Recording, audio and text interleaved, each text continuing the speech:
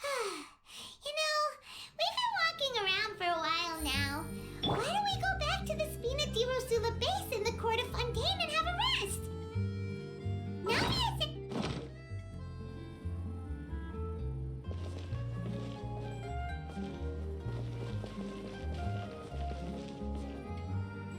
There'll be an extra fee for that.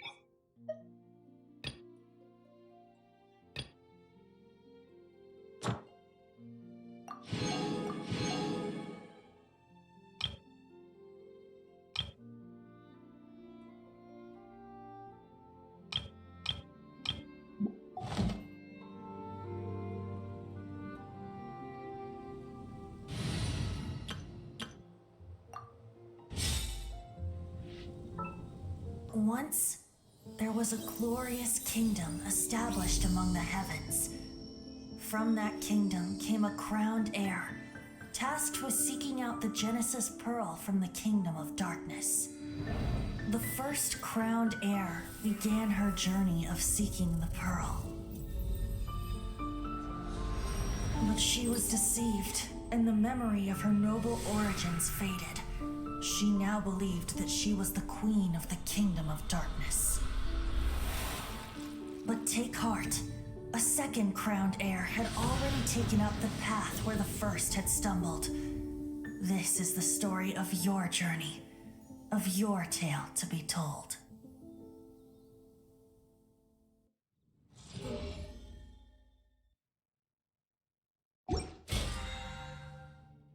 The world remains constant over the centuries.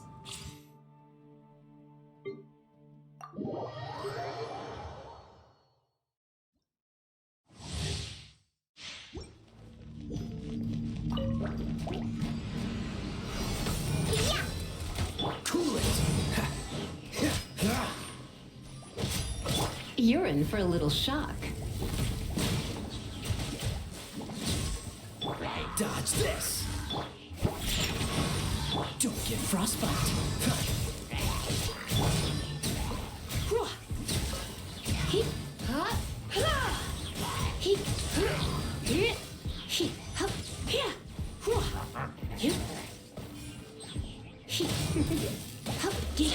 You're in for a little shock.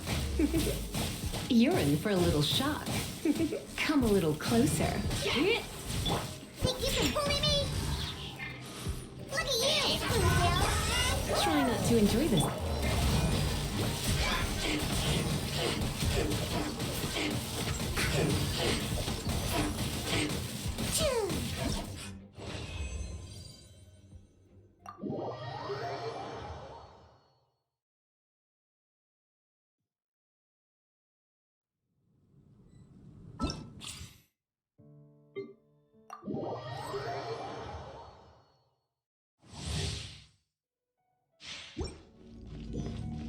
Body and mind. Rain outlines your fate. Freeze! This moment will be frozen. Ring cutter.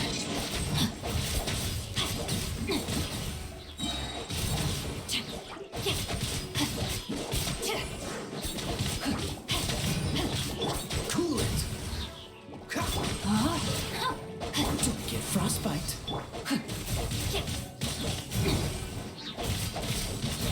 Witness the power of Gua. Time to act.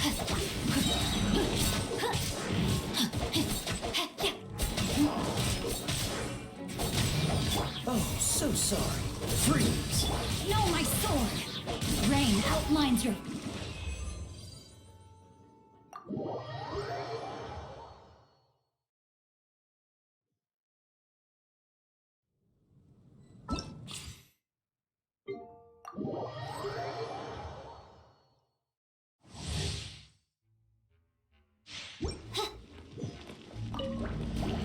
No rest.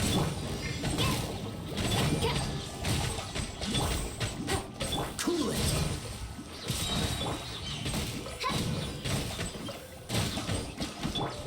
This moment will be frozen in time. Free! Told you I'd win. No one escapes my sight. Midnight Phantasmagoria.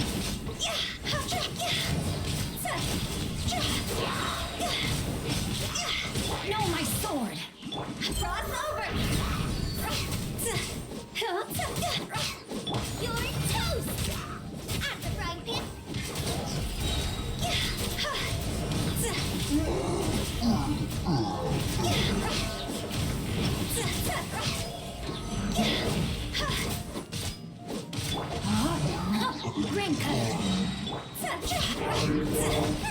Nice and spike. Stars shine free. My guardian. Higher, higher, pants on fire.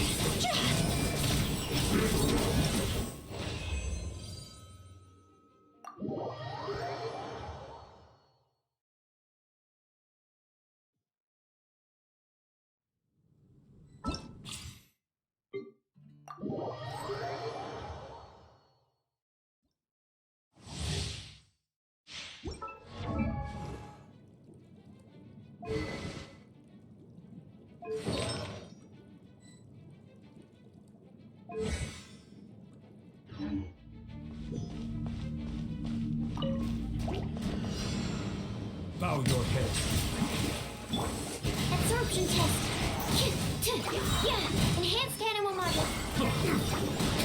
Let the mighty be humbled. Wings of darkness. Come, sever night from day. Don't be scared. Settle down.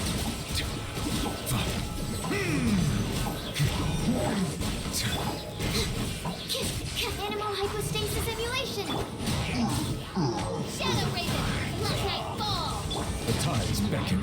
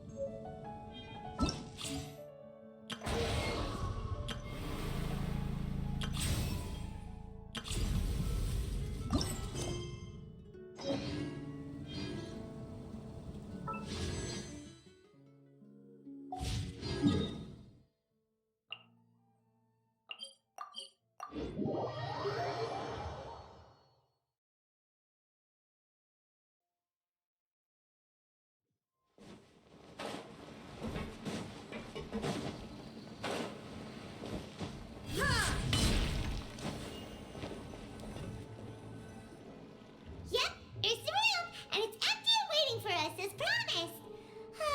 Navia is such a good person. Now that the serial disappearances case has been solved, no one's going to come after us for anything. Even without Silver standing guard, we can just completely relax. Why don't we stay and rest up here for a while? Even machines in Fontaine need to stop and recharge now and then. Oh, come on! This place isn't that bad. Besides, how often do we get to stay in an actual base? Oh, fine. Remember that detective story Paimon read before? Well, the author is about to release a new book, so Paimon wanted to buy it as soon as it came out and have a quiet place to read it.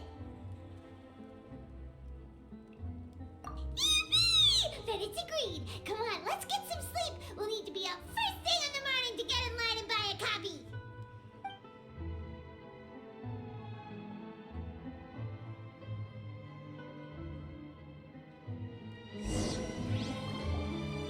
Paimon didn't expect that style at all. Even though it's a detective novel, it's also like a social documentary. Whew, it's actually pretty good. No! Paimon just spends a bit more time sleeping than you, that's all. Excuse me, but do you know if the Traveler and Paimon are lodging here? Huh? Who are you? Paimon doesn't recall seeing you before. Wait, you're not here to give us trouble, are you? A blonde traveler and a chatty little fairy. Phew, looks like I found the place. Good thing I asked the Spina di Rosula. Seems they sent me the right way. Hey, what do you mean by chatty? Paimon's always careful not to talk too much. Most of the time, anyway. It's an honor to meet you both. I was sent from the Palais Mermonia.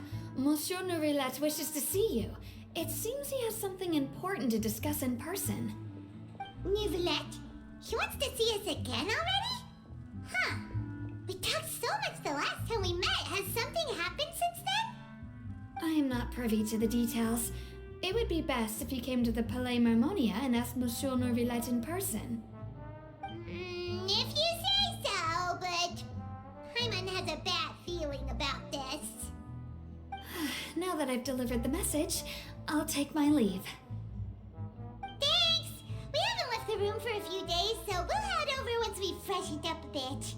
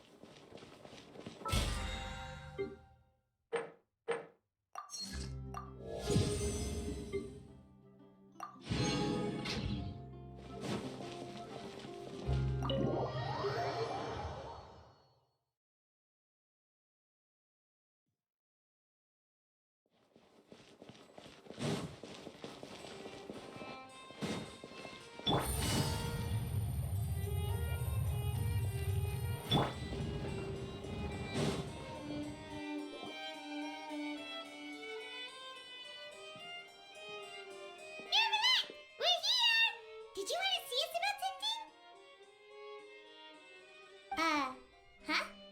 Why were you just standing there? You daydreaming or thinking something over? Yes, I did send someone to fetch you.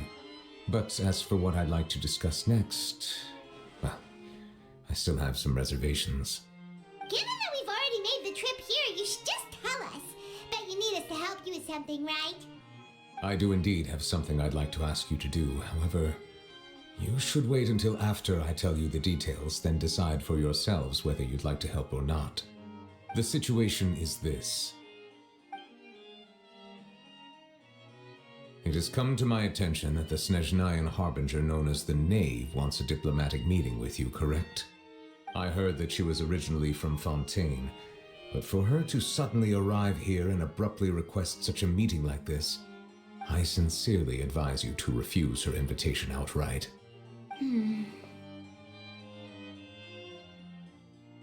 I'm sure you're aware that her purpose is most likely related to Childe's recent predicament. We convicted one of the Snezhnayan harbingers in a court of law, but we have yet to provide any form of detailed report on the matter. This does indeed provide an opportunity for Snezhnaya to put pressure on us. I believe we should adopt an evasive stance until we can provide a proper explanation and have a preliminary plan on how to deal with the matter. No, we shouldn't. I think we should agree to the meeting. Oh? Well, you see, we are the ones that owe an explanation. If we keep putting off the meeting, it could easily result in the problem escalating, right? It's like a fight between two friends. If they don't agree to see each other and talk in person, isn't it possible that the friendship could end entirely? Though diplomatic relations between Fontaine and Snezhnaya could be considered as friendly, it is only superficially so. You wouldn't go so far as to say that our nations are friends, as you did in your example. It was just an analogy. An analogy, okay? Moreover, even if we were to talk in person, if we don't have sufficient information prepared, it is quite possible the result wouldn't be restored relations, but a complete falling out. I don't think we should overthink those possibilities yet. Even if the logic of the divine is not immediately apparent, its wisdom will only be revealed with time. Besides, you'll be at the meeting. If any problems do pop up, you'll have no problem navigating them. I must clarify that interacting and communicating with people outside of court is not my cup of tea. It seems you think too much of me. But more importantly, when did I agree to join the meeting with you? You mean you won't come? No, that won't do. I can't go to the meeting alone. You have to accompany me. I must take you with me. Lady Furina, Could there be something else regarding this matter that is being kept from me? No, not at all. Look, I am the Hydro-Archon of Fontaine, Focalor, the god of justice who is loved and adored by many. So I only hope that justice will be served in this matter. Don't overthink it. I'll go find someone to arrange the meeting.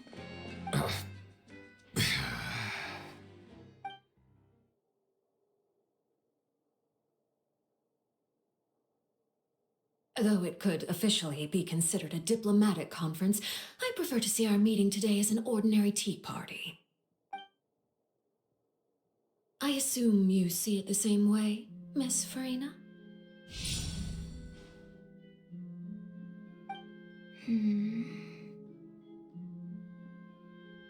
Lady Furina?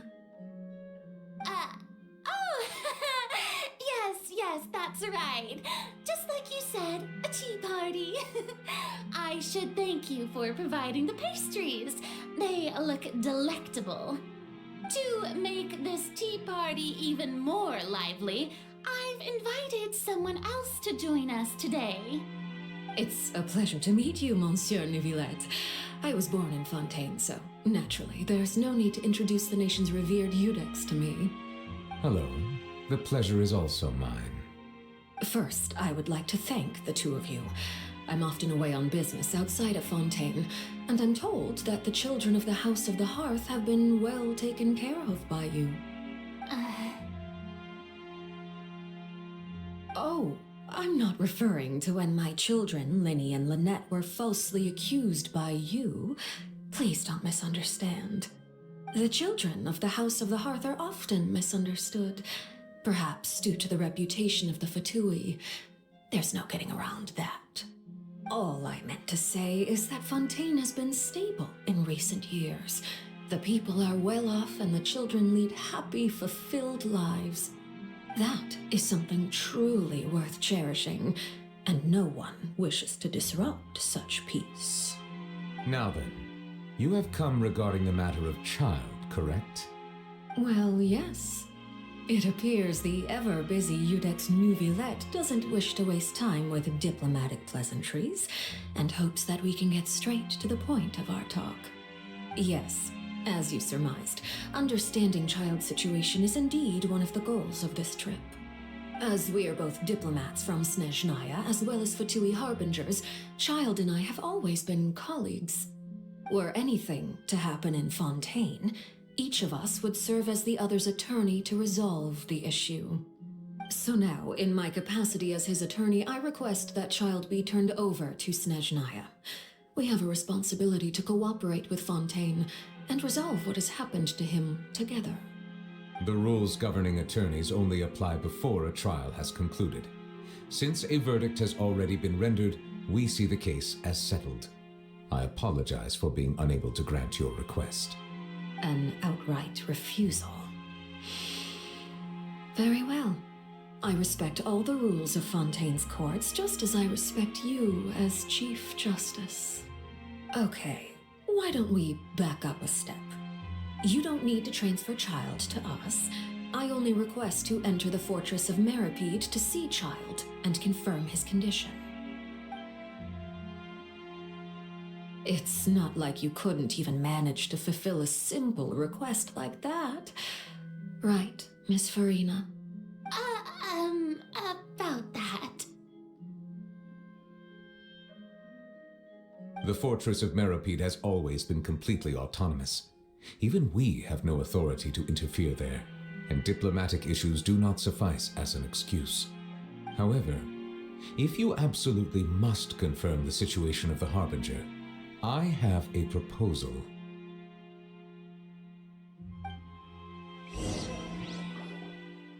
The Knave showed up already? Well, Linny did say that Father will be returning soon. We didn't even know that Linny was from the House of the Hearth at the time, so we kinda overlooked that information. Yes, thank you for your kind advice. I'm well aware of the situation. I also noticed that Lady Furina acts a little odd and unnatural whenever I bring up matters related to the Knave. Could the Knave be threatening Lady Furina or something? If that were the case, then why wouldn't Lady Furina inform me? And what means could the Knave possibly have to twist the arm of an Archon? So maybe that's not very likely. Even though Furina can act a little weird at times, she's still an Archon. In reality, this problem is even more thorny than it appears. According to reports from the Fortress of Meropide, Childe recently disappeared under mysterious circumstances. The details are still unclear. We cannot rule out an escape, but there have also been no reports of him outside of the Fortress of Meropide. Special guards oversee the fortress, and its internal systems are extensive. Combined with the special characteristics of the surrounding terrain, an escape should not be possible. I suspect that there's something else behind Childe's disappearance. I was only willing to share this information with you because you are friends of Childe, and it is my duty to see justice done. So this is what you wanted to see us about before. Yes. I would like you to go to the Fortress of Meropide and investigate Childe's disappearance. This was my proposal during our meeting with the Knave. Rather than allowing her to intervene, I offered to send someone to find out about Childe's situation and report back to her in detail. The Knave did not seem satisfied by my proposal, but she still agreed to go along with it for the time being. Her words were, "We will talk more once we have that report." So that means we bought ourselves some time. Firstly, you're already acquainted with Childe. Your eyes may discern relevant details there that others would miss. And secondly, is the consideration of the unique nature of the Fortress of Meropide. Isn't it just Fontaine's prison? I would not define it so crudely. The Fortress of Meropide is not affiliated with the court system of Fontaine on paper. It has always existed as an autonomous entity. Early in Fontaine's history, criminals were punished with exile, not imprisonment. Even today, sentences against convicted criminals still include exile, just as before. The Fortress of Meropide may seem like a prison, but it should in fact be regarded as a gathering place for exiles.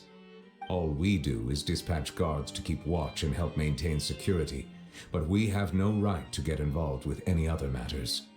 Although I do have a personal relationship with the administrator there, neither myself nor the courts have the right to be directly involved with the investigation, no matter how serious the grounds. Oh, Paimon gets it now. That's why you need us to conduct our own investigation as a third party, right? Correct.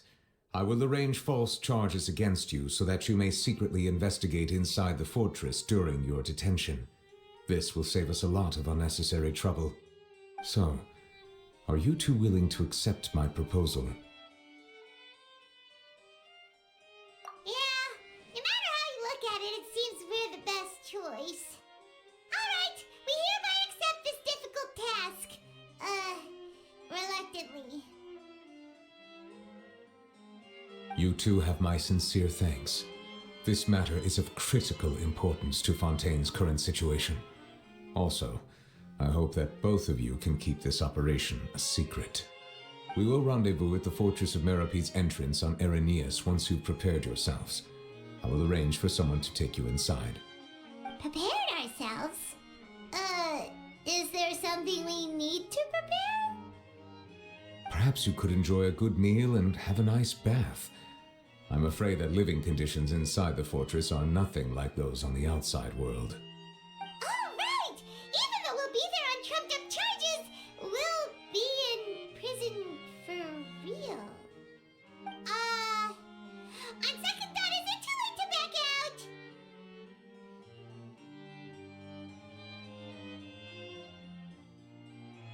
Please do not worry. Since you are sacrificing both your time and quality of life for the sake of delivering this report, you will be compensated according to the highest standards permitted to legal staff, regardless of the outcome. Now that's more like it! Come on, traveler, let's go eat the best meal we can find! We'll eat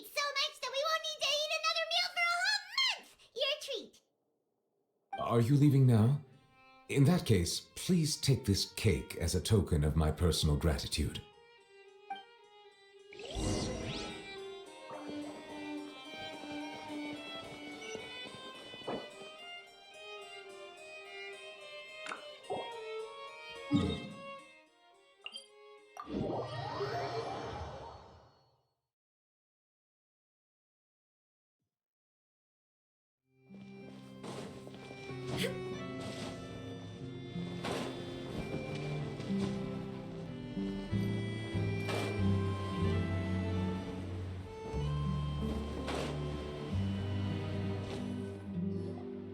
I'll have that and that. Oh, and one of those two. Ooh, and no Fanta, thank you. That cake was pretty good. But as soon as Paimon remembered that we're about to go to prison, Paimon's stomach suddenly became completely empty. Now that Paimon thinks about it, we've always been super careful ever since we arrived in Fontaine. Just to avoid breaking any strange laws here. But here we are, about to willingly send ourselves off to the Fortress of Meropide. Maybe this is what they call fate. Let's just try our best to investigate everything quickly once we get there. Paimon doesn't want to stay in prison too long.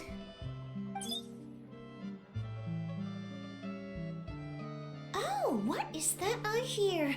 Is it the taste of a breaking story? Hey, you can't hear a taste. And what are you doing here, Charlotte? Oh, don't remind me. I invited an eyewitness to a case to eat here, and I was planning to get some great material out of him, but he didn't even show up. Calm down, calm down. This is nothing new. As a journalist, you should be used to this by now. And as long as you can score some juicy tidbits from the traveler, you might still be able to recover the cost of the meal. You know we can still hear you, Charlotte. Never mind. It's nothing. I just heard you mention the Fortress of Meropide. You didn't commit a crime, did you? Please tell me all about it. No way! We would never! We're just going there to...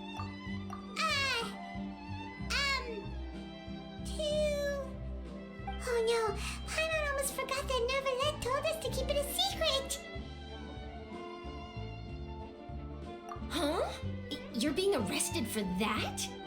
Oh, but now that I think about it, I suppose that's not completely unreasonable. That's pretty despicable, almost as offensive as committing theft. You mean Paimon really did something that serious? Sorry, Paimon really messed up. Well, in that case, it's nothing particularly newsworthy after all. Oh, how disappointing. Oh, right, there's still a chance.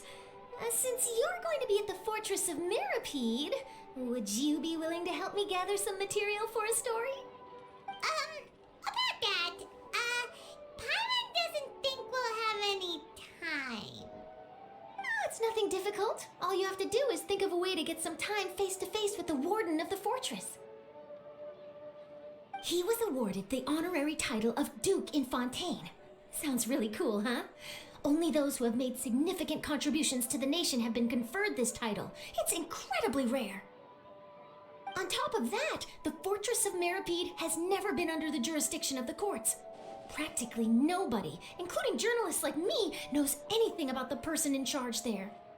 Oh, if I could write an exclusive article about him, I bet it would sell a boatload of papers. You make it sound easy, but it really depends. Of course, I wouldn't ask you to do it for free, so this meal is on me. All right, you got a deal. We'll do anything you want. Then it's settled. The food should be here any second, right? Huh? Wait, just how much did you order?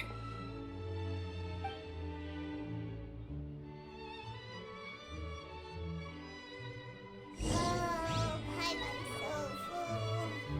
Well, guess we have nothing to regret now, so let's get going. Wait. Paimon just said something really ominous, didn't she?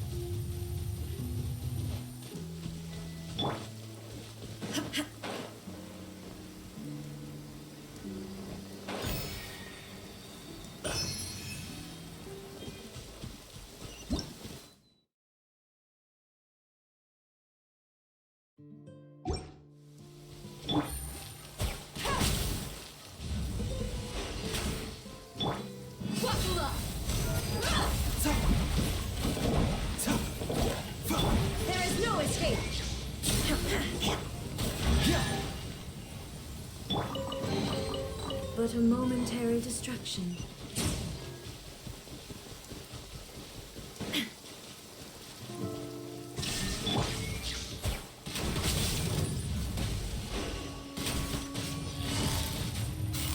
Quietly now. Illusion shattered!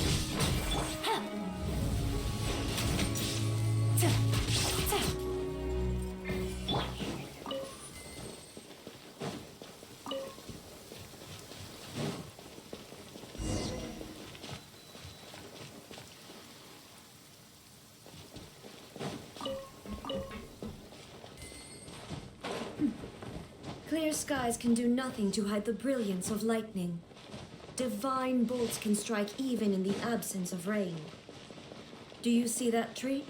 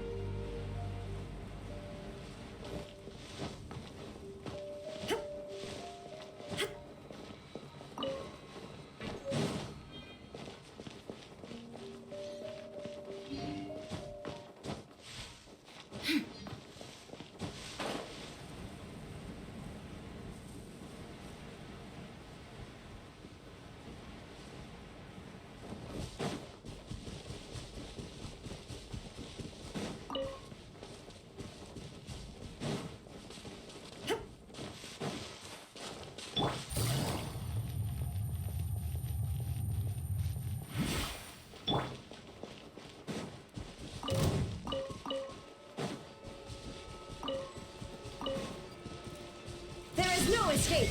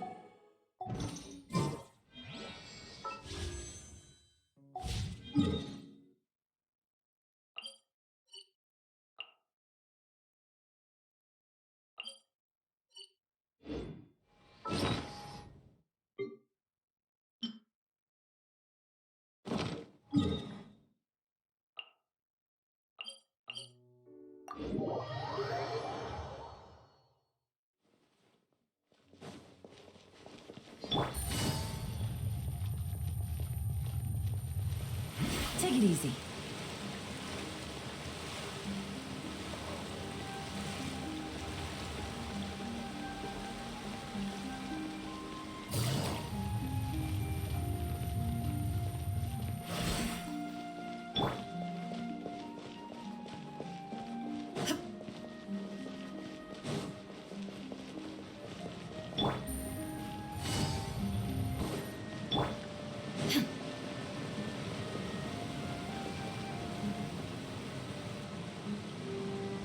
All right, Nervalette, we're ready. Is this where the entrance is? You have come, just as promised. Yes, this is the one and only entrance to the Fortress of Meropide from Irenaeus. Careful. You may want to step back a bit. Ooh, so you have to go down from here? Is the prison underwater? Utilizing both the barrier of the water as well as the fear humans have of the depths, the Fortress of Meropide is naturally the perfect place to confine and guard criminals. But do not worry. It is not nearly as frightening inside as you may think. You will see for yourselves once you are down there. Paimon hopes you're right. Don't know about you, but just thinking about being at the bottom of the sea like that gives Paimon the heebie-jeebies. Oh, and there's one more thing. I mentioned that I have had personal dealings with the administrator of the fortress, Wriothesley. He's a very shrewd fellow. Yeah, we heard about him too. He's that Duke, right? Correct. He is the highest-ranking manager of the underwater prison. Even though you are going there to investigate at my behest, it would behoove you to avoid any confrontation with him or any of his subordinates. The Duke rarely ever leaves the Fortress of Meropide, but that does not mean he is not privy to all that is happening inside and outside the fortress. He is quiet, but not unaware, so please bear that in mind. All right, it's about all the time that we have to talk privately. I'm counting on you two. Don't worry, we won't let you down. Good. Madeline! I'm here, Monsieur Nervalette. These two are the newest convicts, I presume? Don't worry, they won't escape on my watch. Like we would try. Please follow me, you two. I'll process your paperwork for entering the Fortress of Meropide.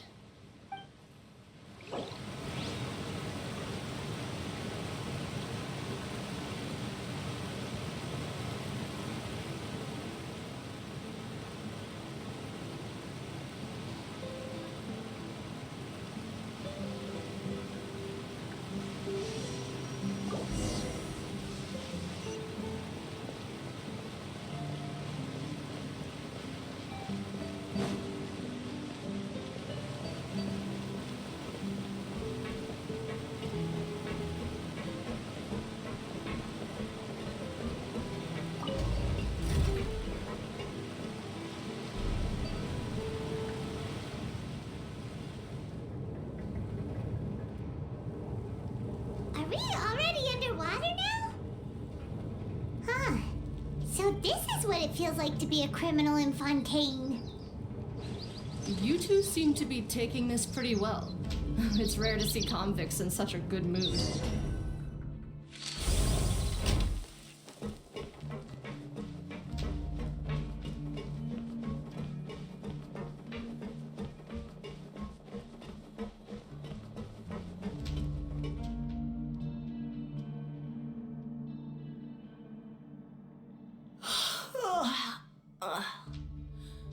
Oh, it's you, Madeline. Why'd they make you make the trip down here today? Monsieur Nervalette personally requested I escort these two convicts.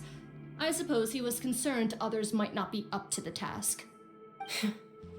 Well, now, aren't you the lucky one? Must be nice to be on good terms with the big shots like the Chief Justice. The only people I get to see every day are the new inmates. Well, have you tried service with a smile? Who knows, it might help your professional reputation. Yeah, right. As if. Every criminal comes through here looking miserable. How can I smile with such a toxic work environment? And even if I did smile at them, the convicts would probably just think that I'm some freak getting some kind of twisted enjoyment from their pain. Oh, she's got a point. Well, I finished transferring you. You two will register here, and Marette will guide you through the remaining procedures. Yep, I'll take it from here. You head on back to that bright and sunny world above. Okay, let me see. You are the Traveler and Paimon, correct? That would be us! Let me confirm your charges and sentence. Let's see. You two are charged with eating a cake specially prepared for the Archon by a Snezhnayan envoy without the Archon's permission, thereby incapacitating the political center of Fontaine for a brief period. Sentence: 45 days? Huh? Wait, you mean the cake that Nervalet gave us was... Just looking at the charges, it seems you two are capable of causing some serious trouble. And considering how fond Lady Furina is of sweets, this crime is tantamount to trying to assassinate the Hydro Archon herself. Now I've seen everything. Anyway, we still need to finish processing you before you can enter the Fortress of Meropide. Please stand in front of the board over there. I'll take your mugshots with my camera. Oh, all right. But be sure to catch Paimon's good side.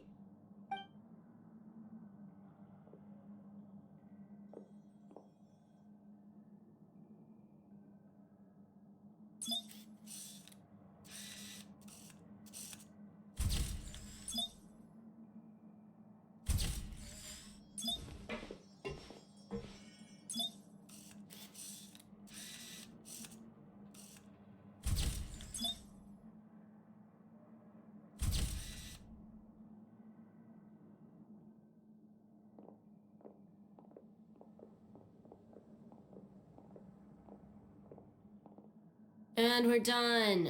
Thank you for your cooperation. Next, someone will be along to guide you inside the fortress. Please be sure to cherish this opportunity for rebirth. Huh? Rebirth? Isn't that a little much? We're only gonna be here for 45 days! You two are the new inmates, right? Follow me. Oh, okay! Paimon is Paimon and this is the Traveler! Save it. Not like I'll remember your names. Move it.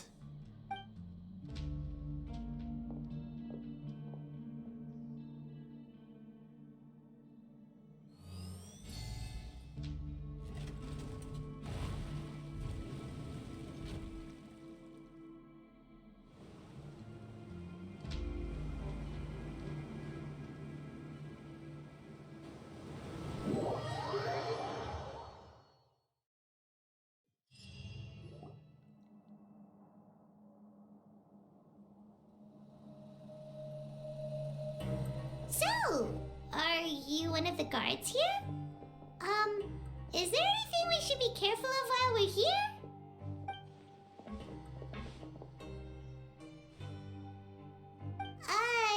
Did Paimon already ask something she wasn't supposed to? Why should I tell you anything? What's in it for me? This is exactly why I can't stand you fish. I wouldn't even be doing this if it weren't for the credit coupons. Credit coupons? Alright, seeing as you're not the annoying kind that's getting dragged in here crying and blubbering, I guess I can tell you a few things. But next time, it'll cost you some coupons. Mora means nothing here. Here, we use credit coupons. Coupons can get you almost anything in the Fortress of Meropide. Desires? Fulfilled. You want power? No problem. Coupons can even change fate itself. So, credit coupons are a currency that can only be used here? It's not as simple as that. Like Moret said, everyone gets a chance at rebirth. No matter how much money or power you had before, it means nothing once you set foot inside the Fortress of Meropide. You have to start over and earn your coupons. Everyone starts from the same place, and you have a chance at a new, less terrible life. I guess that's the real purpose of the coupons.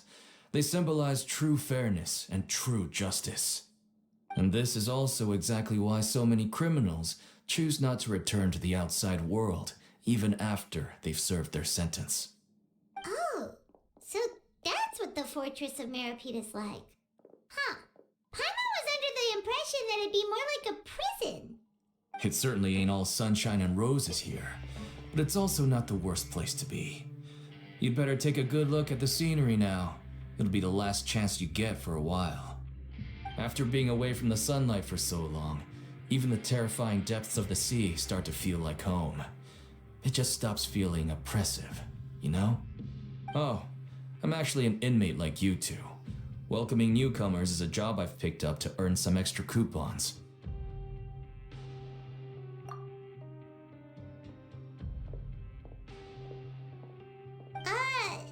Why aren't you answering us again? I've told you enough for free. Any more info is gonna cost you. So all you care about is Mora! Wait, no. Coupons? Almost there. It's down through here. Your turn to give it a try.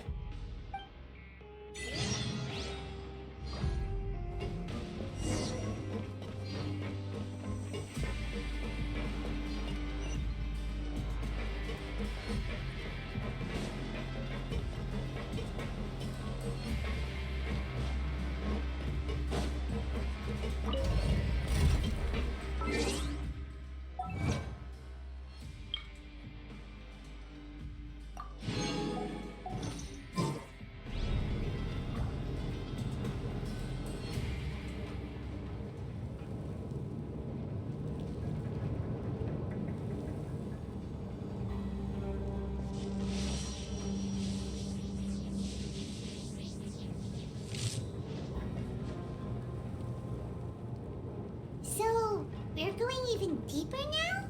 Just how deep down are we? It's like a metaphor for your previous life, isn't it? Our lives weren't that bad. I stand before it, alone and unchanging.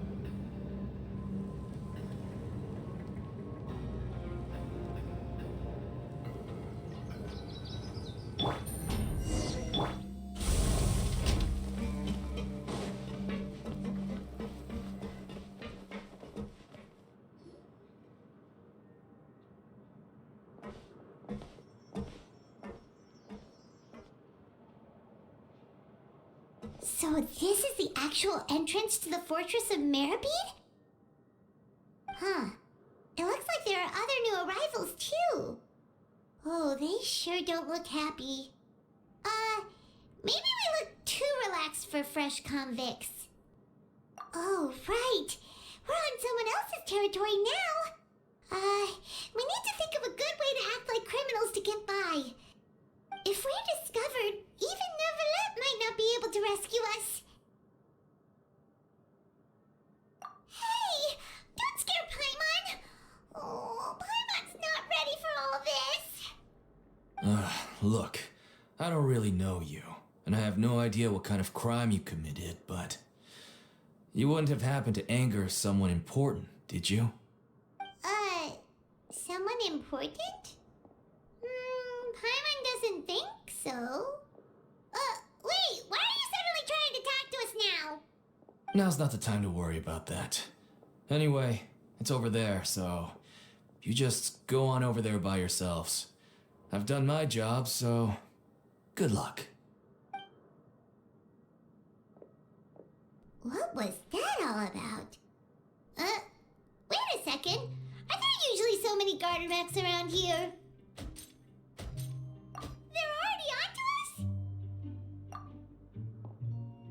Prisoners numbers 7459 and 7560. Welcome. Oh, no need to be anxious. These Gardamex aren't here to attack you. In fact, they're here as your honor guard. When I heard that you were friends of Monsieur Neuvillette, I had the Gardamex come and wait in formation. Wait, you know about our connection with Neuvillette? The seafloor isn't as cut off from the world as you might imagine. However, I'm afraid that I know nothing more than that you are friends of the Udex. And as you can see, committing a crime means being sentenced here, even if you're friends with the Chief Justice. Quite fair. The Duke! Greetings, Your Grace. Lovely weather today, isn't it? Oh, greetings, my good fellow. Well, I'm willing to imagine that the weather is as good outside the sea as you say it is. How great it would have been if only the Fortress of Meropide had been built on the coast, huh? It would have been so convenient to enjoy a nice chat in the sunshine. My profuse apologies. I just got so nervous when I saw you, So this is the Duke. He sure looks a lot younger than Paimon imagined. The Traveler and Paimon, correct? Mr. Deacon here was responsible for your welcome. I trust you were satisfied with his guidance?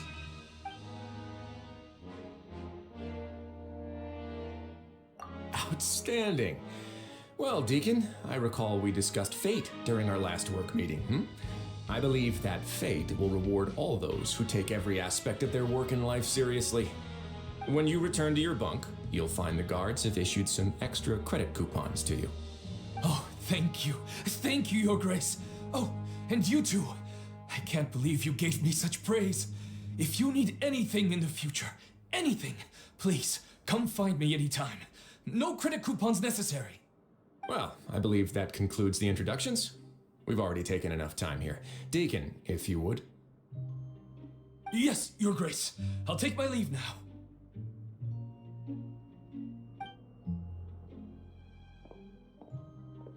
Please, follow me. To make you feel more welcome, I'll show you around the various facilities of the Fortress of Meropide. I hope it'll help you adjust to life here. He's going to personally give us a cure? Huh. Paimon can't figure out what this guy's thinking at all. No wonder Charlotte's so interested in him. He's one of those mysterious types. Alright, let's keep up with him.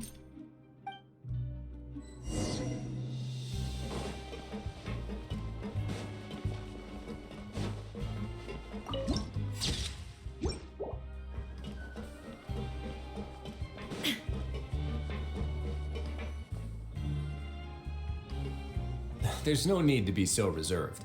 The label of criminal is nothing but one of many identities, and being criminally inclined here at the fortress is just one of many ways to survive. Is it really okay for the warden to think like that? We're real criminals, you know. What if we're too difficult to handle? Well, then maybe you'll be able to carve out a name and a place for yourselves in this underwater world, But before you go in swinging, please remember that in the Fortress of Meropide, it's better to not cause trouble for yourself or for the guards. Now, we've arrived at a very important place, the Coupon Cafeteria. You can come here and claim one welfare meal each day. Welfare meal? You mean it doesn't cost anything? That's right. Criminals are essential to fortress operations, so you must guarantee that they at least have the basic means to survive. But that's not how it was. Back in the day, it cost you reward coupons just to get a cup of water here. For fish like you who just arrived with nothing, you'd have to go to work hungry until you earned enough coupons to eat. It was only after His Grace became the administrator that we got the free meal rule. Now everyone gets a square meal every day, even no-good slackers who've never picked up a wrench in their whole lives. Nobody starves to death here. In the Fortress of Meropide, credit coupons are the only currency, and everything must be purchased. In some sense, you could say using the coupons is a form of trade. But trade is always conducted by people. So if we want trade here to prosper, we need everyone to work hard and live their lives. If nobody could even afford a meal, then the whole fortress would be up in arms. And that would only make things more difficult for me.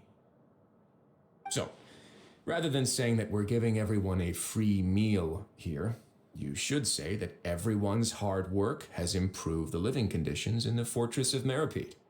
Your Grace's reasoning is correct, but what I said is also true. Whatever the case, hard work is rewarded here. You'd be hard-pressed to find anywhere else as fair and reasonable. Right! Paimon sees your point. By that logic, this place doesn't seem so bad after all. Oh, wait, no.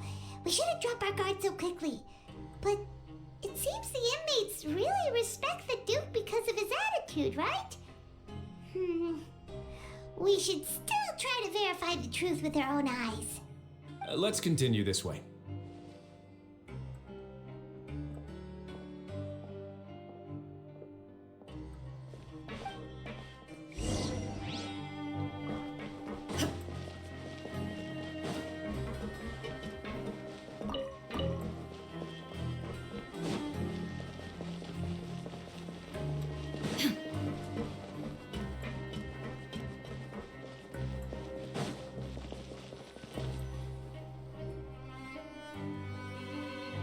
This place is known as the Pancration Ring. Sometimes we have criminals who have more energy than they know what to do with. Their daily work alone isn't enough of an outlet for them. So, instead of leaving them to their own devices, we've provided them with this dedicated venue. This way, nobody will get involved unless they want to be. Pancration matches? And you can earn extra coupons? Oh, what do you think, traveler? Interested? But I must warn you that your sentence will be extended if you fail to restrain yourself and end up seriously injuring or killing your opponent. So, did you set this place up too? No, actually. I just granted approval for the organizer to use this area to build the ring, and I collect a portion of the proceeds in return. Of course, the fees are also quite useful. Oh. Do you mind if we ask what they're used for? Sure. Ensuring personal safety, maintaining the arena, and resolving any conflicts that arise. Why? Are you interested in how to manage a pancration ring? Oh, no. Paimon was just wondering if that's how you paid for everyone's welfare meals. A reasonable guess.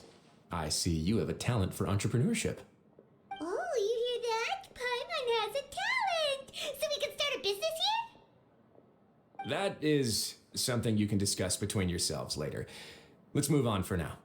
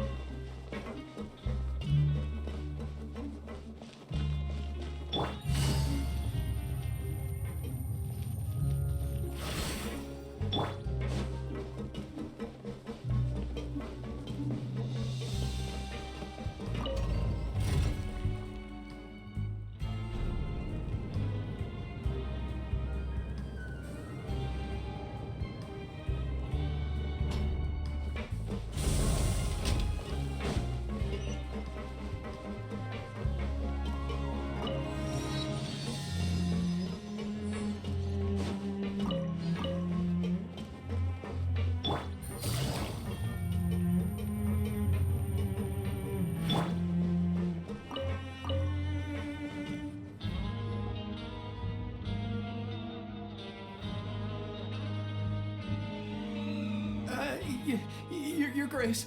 Good morning. I mean, good afternoon. No, wait, what time is it again? What time indeed? Time waits for no one, so it's best to keep an eye on it. My apologies, Your Grace. Jeez, that guy's so nervous he almost forgot to breathe. Sorry, forgive my manners. These are the dormitories, which is where inmates sleep. The guards will inform you where your bunk is later. In the Fortress of Meropide, criminals usually spend most of their time in either the production zone or the sleeping areas. The production zone? What does it produce? Is that where we'll be working? Not necessarily. Though working in the production zone is the most reliable way to earn credit coupons, if you have other skills, you can skip your shifts to earn them in other ways. Wow. Wait, you're the manager of this place, and you're just telling us to our faces that it's okay to skip work? The fact that the Fortress of Meropide has continued operating completely autonomously is proof enough that most people are willing to work honestly and earn a stable income. As for what we produce, many of the clockwork machines seen all over Fontaine originate from our workshop. Therefore, the Fortress of Meropide is not only a place where criminals serve their sentences, but also a giant machine factory. There's no need for me to get into specifics about the production process now. You'll experience it all firsthand when you report for work tomorrow. Let's move on. The tour continues over this way.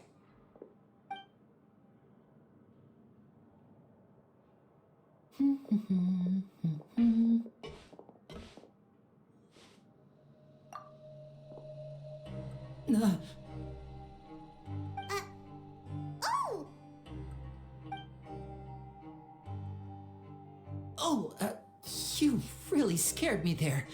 I didn't expect to see you here, Your Grace. I thought maybe I was so tired from work that I was starting to see things. The only thing you should be seeing is the work in front of you. Stay focused and keep up the pace. Oh? Is something the matter? It's nothing. Paimon's just worried about how hard we'll have to work tomorrow.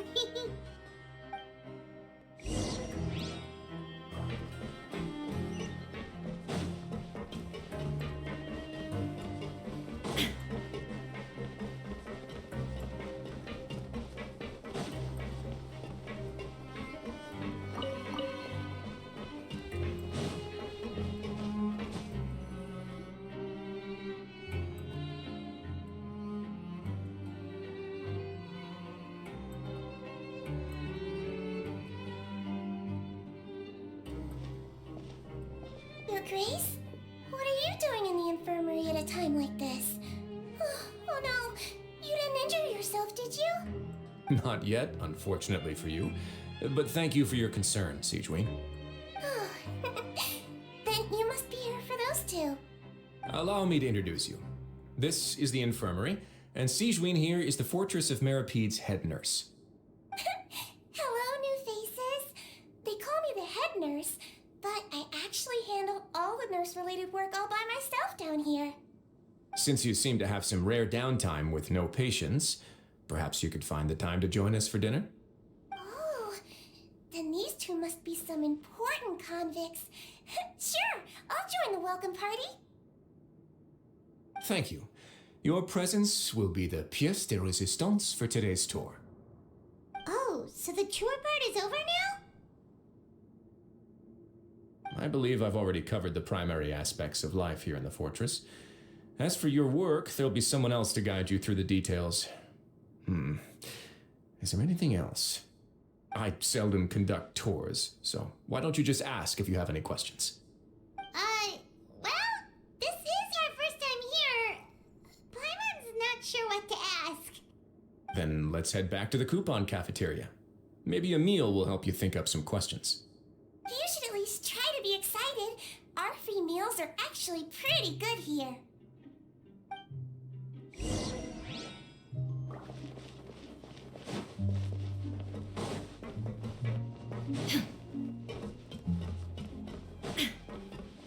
Kids these days, you just can't run.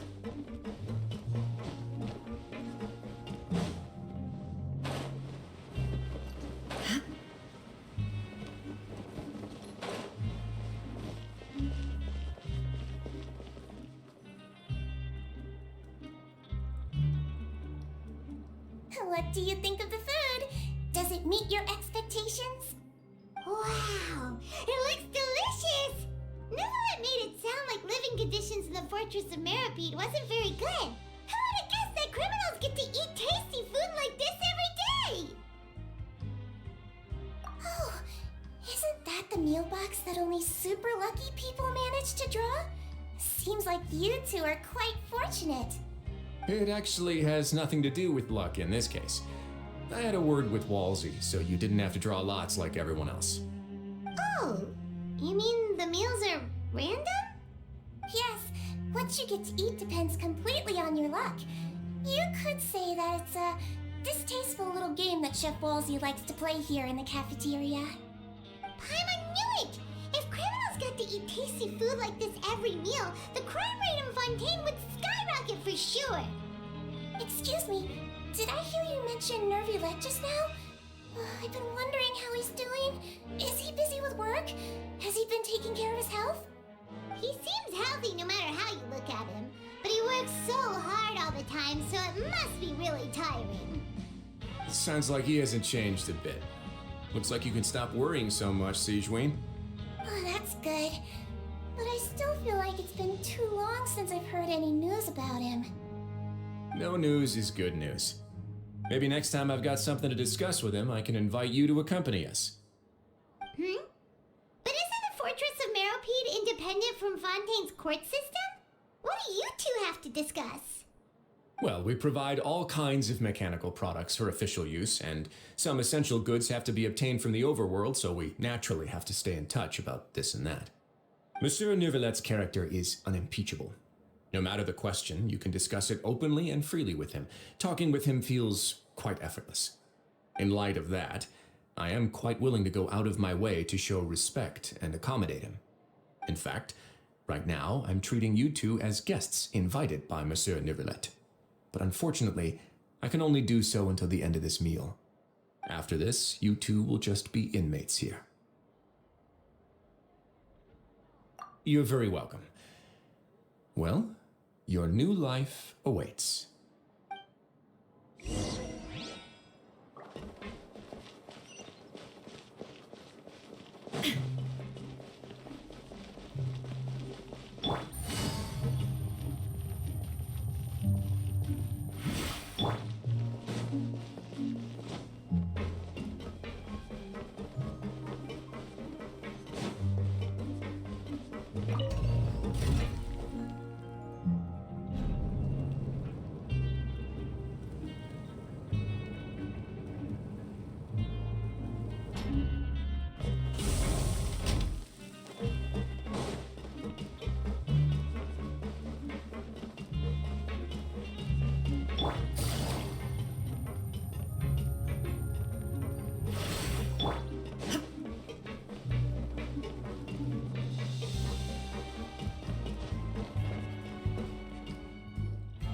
Traveler at Paimon, right? Listen up. As new inmates, the only thing you need to worry about is what to do and when to do it. Don't make any extra trouble for yourself. Your bunks are right over there. Follow me.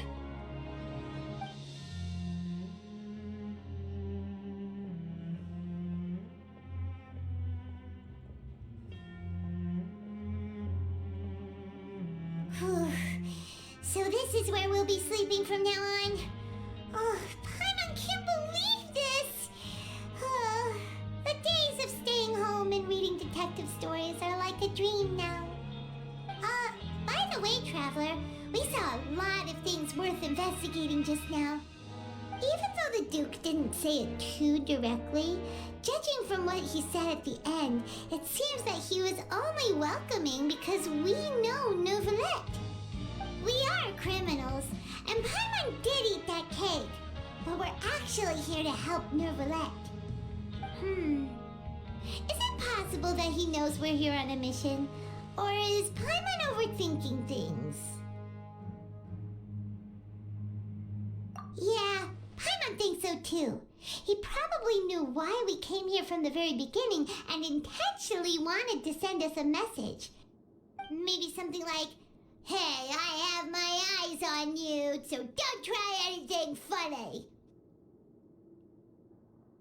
Yeah, you're right. It's not like we can go back to Neuvillette empty-handed and say, "The dude looks scary, so we gave up." And besides, the Duke said that he was willing to go out of his way to show respect for Neuvillette, right? So, we at least need to try. But Paimon hasn't gotten a clue where we should start our investigation. You mean... Yeah, that's what Paimon was thinking weeds when we ran into him. Fortunately, based on his attitude, it looks like the Duke sees Linny as just another inmate. We worked so hard to help clear Linny and Lynette's names, and yet we turn around and bam! He's in prison anyway! Oh, right! Linny and Lynette are from the House of the Hearth. They work for the Knave, so they could be here to investigate too!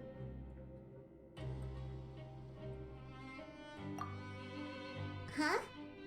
Oh, it's a card! Paimon didn't notice it earlier. It looks like a magician's prop. Lenny must have left it here. He's in prison and still doing his little tricks, huh? Let Paimon have a look.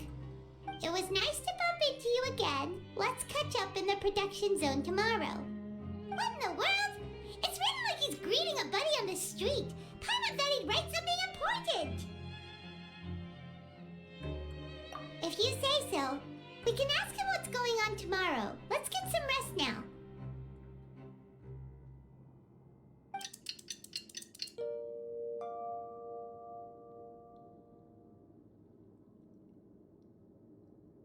Hey, you're finally awake!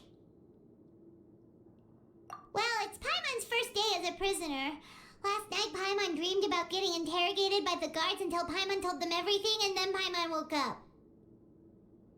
Hey, come on! It's just a dream, okay? Paimon wouldn't really squeal. Maybe.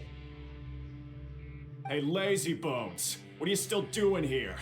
If you don't want to starve, then get yourselves over to the production zone. Sorry! We're going right away!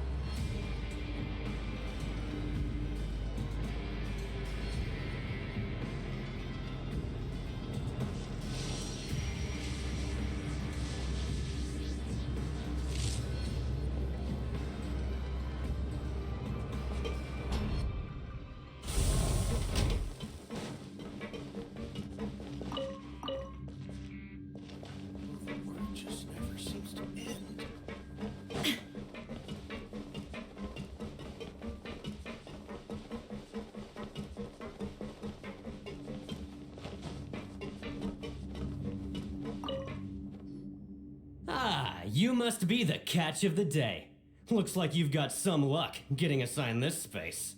Yep, we just arrived yesterday and... Don't interrupt me when I'm speaking. Yes, sir. Listen carefully to my instructions. I don't want any mishaps.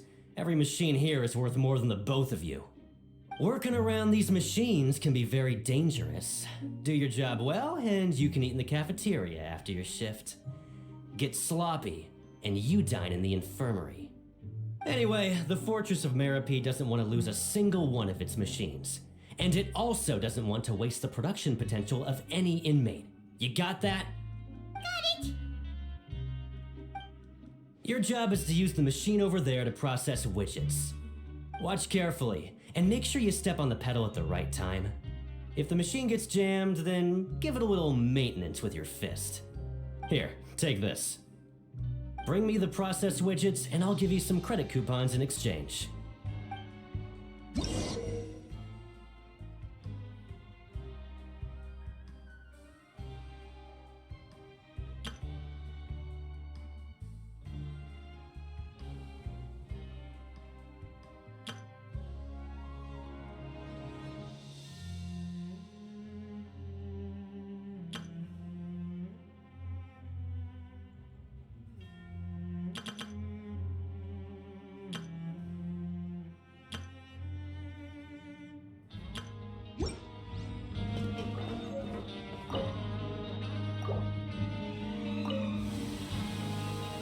if the machine gets jammed, you just need to attack it to fix the problem. Once the widget is hot enough to glow, jump to step on the pedal and hit the widget with the hammer.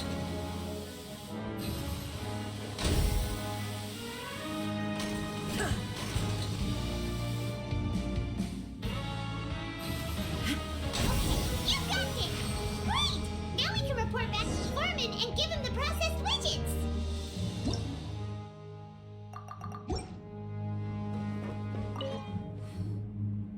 Huh. This one is tolerable. Though, since the processing is done by machine, the product is all pretty much the same anyway. Alright, I'll pass you for now. And we'll count up how many credit coupons you've earned.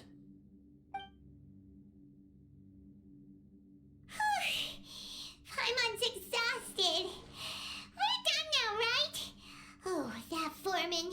He's so scary that Paimon couldn't even speak. Ugh. Even though Paimon's starving and wants to head straight to the coupon cafeteria, we still need to meet Lenny first, right? He probably just finished up his work, too. He should be around here somewhere.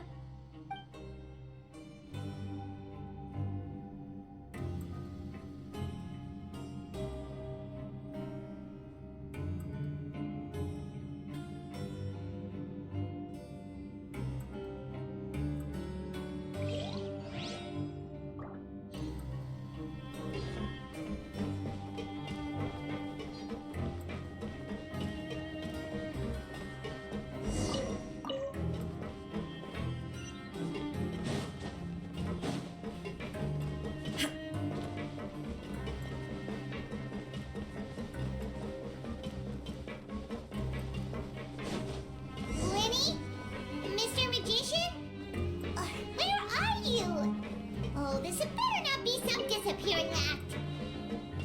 He doesn't seem to be around here. Let's try looking somewhere else.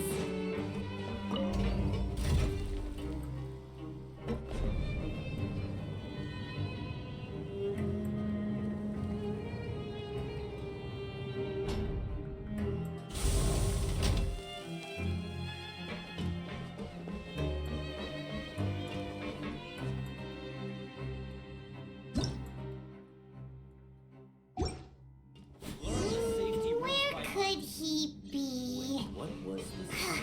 Did he decide to slack off and sleep the day away?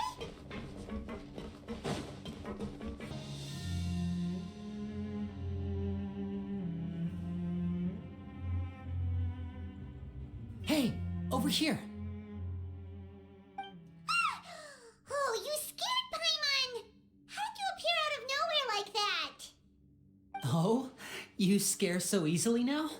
Is there something worrying you these days? Oh, you little... The only thing we're worried about was trying to find you. Sorry. Come over here and keep it down.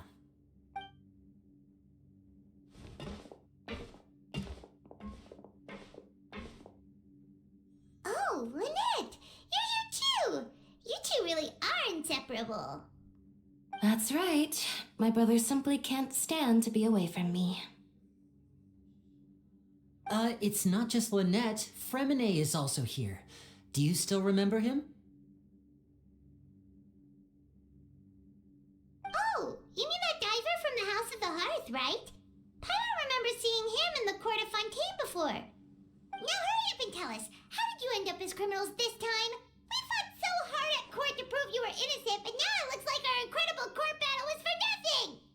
Sadly, even the teeniest of things can land you in prison these days. I put together a street performance and used the popularity we gained from the Opera House incident to attract a big crowd. And then? Next, I invited several audience members to participate in the show. And then, with the entire audience watching, their wallet suddenly disappeared. My brother was charged with theft, and I was charged as his accomplice, having assisted him in his crime. It really isn't that bad. The missing wallets are all in the leftmost drawer of the Maison Gardiennage's big filing cabinet. We just need to see how long it takes to discover them. Yep, we should be released then. In terms of the magic trick itself, I think the performance went perfectly. Leave it to Lenny to magic himself into prison.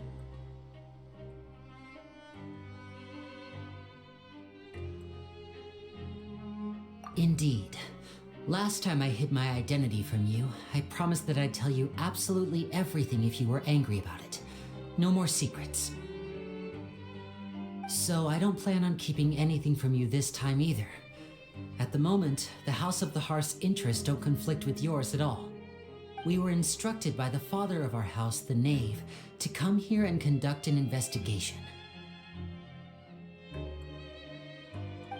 Told you so! See? Paimon guessed right. As for what we're investigating, perhaps you haven't heard, but the Fortress of Meropide hides a secret. Some even say that the entire fortress exists just to protect it.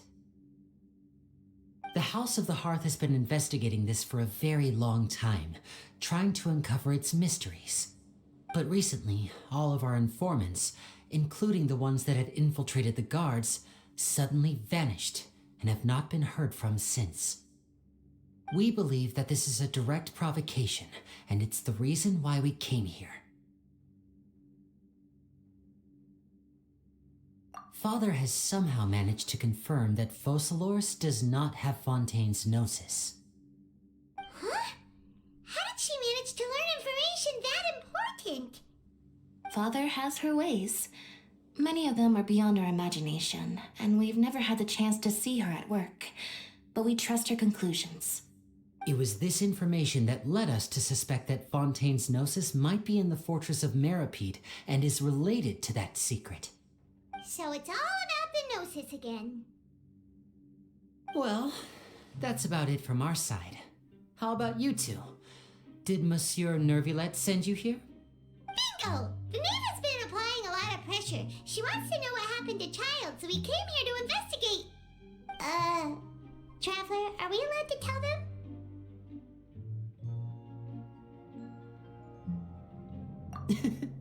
You don't need to worry too much about that.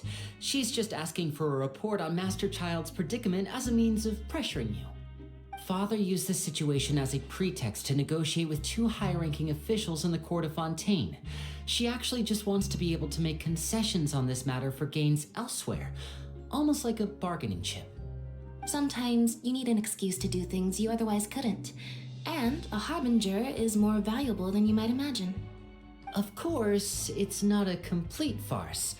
If we do manage to find out what happened to Master Childe too, then diplomatic relations with Fontaine could improve, and Snezhnaya might even be able to adjust its stance a bit. Is it just Paimon, or does it feel like we're the only ones who actually care about Childe's situation? The relationship between the Harbingers must be as bad as ever. I wouldn't go that far.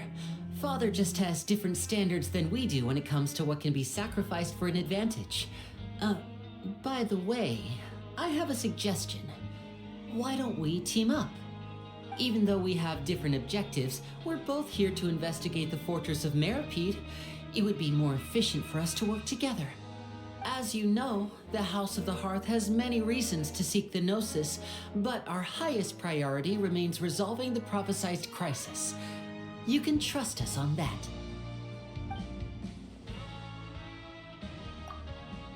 See, I told you. Is that so? Sure enough, it won't be easy to convince them to cooperate with us. Lenny seems to be thinking pretty hard about something. Of course he is. Lenny has been looking forward to a chance to reach an understanding with you ever since last we met. Or, I should say, we were really looking forward to teaming up with you this time. Lynette, just tell them everything, why don't you? It's okay to open up a little.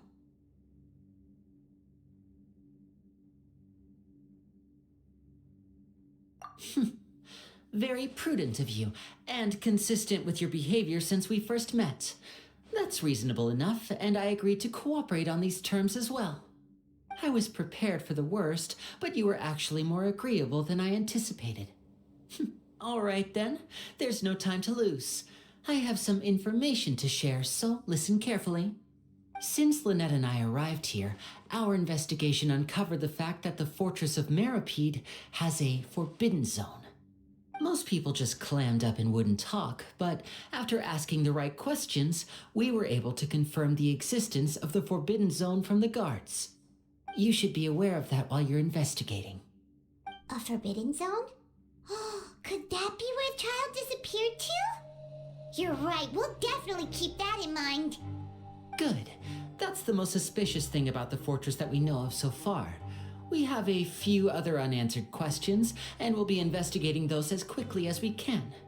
Anyway, I hope you find our information useful at least. Oh, look at the time. You two must be hungry. You should go to the coupon cafeteria and get something to eat. I'll use my cards to get in touch with you again in the future. Oh, that's just what Paimon wanted to hear! Paimon's starving after all that work today. We can talk more about the investigation later. Let's go get some grub!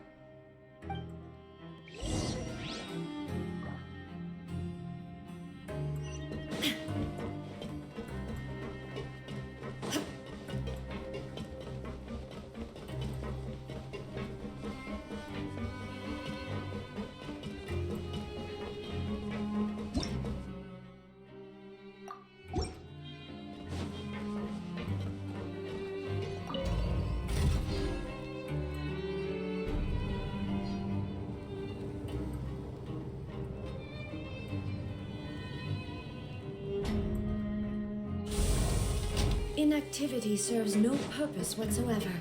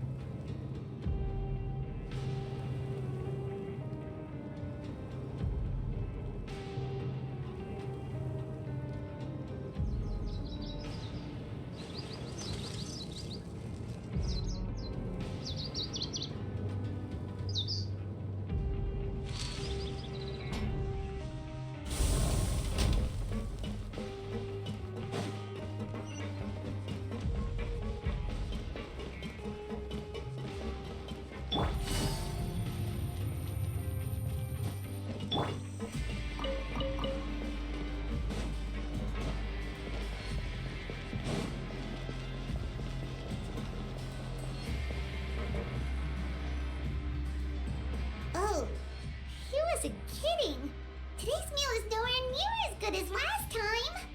Oh, who knows how long it'll be until we're lucky enough to get that super tasty meal again.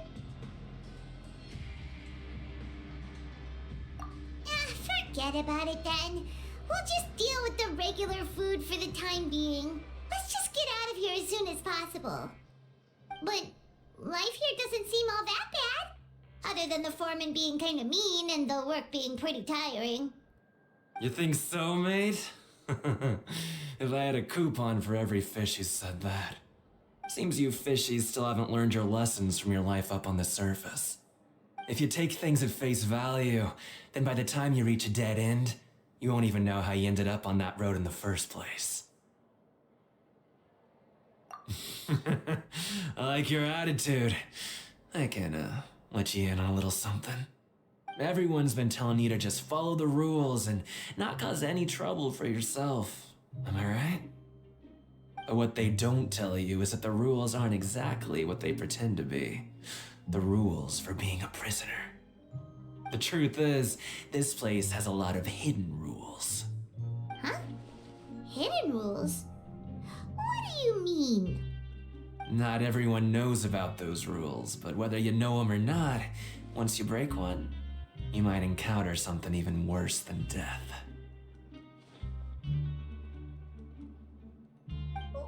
Really? Oh, now you're really scaring poor Paimon. Don't joke around like that! Of course.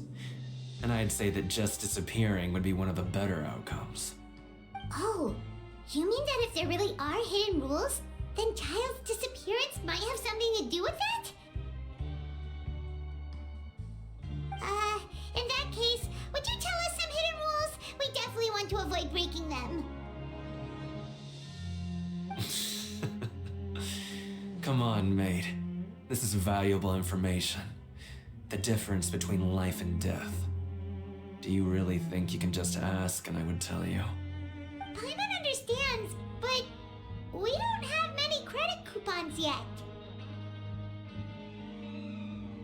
Yeah, I know. Not like I'm going anywhere. Just come talk to me after you've saved enough. Moreover, you're new fish, freshly caught, and completely out of your element. What'd be the point in even telling you anything before you've gotten a handle on your new lives? Come and find me once you've been here longer. I'm usually around the Rag and Bone shop. Just call me VDoc. Bye-bye now.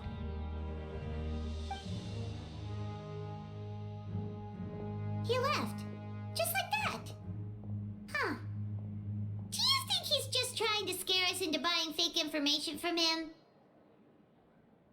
Yeah. It might be a good place to start in our investigation. Hidden rules, huh? But, like he said, we don't have any coupons and we're still not familiar with this place. Oh, there's nothing we can do about it now. We were so busy talking, we almost forgot to eat. Even if it's not the best, it's probably better while it's warm. Come on, dig in before it gets cold.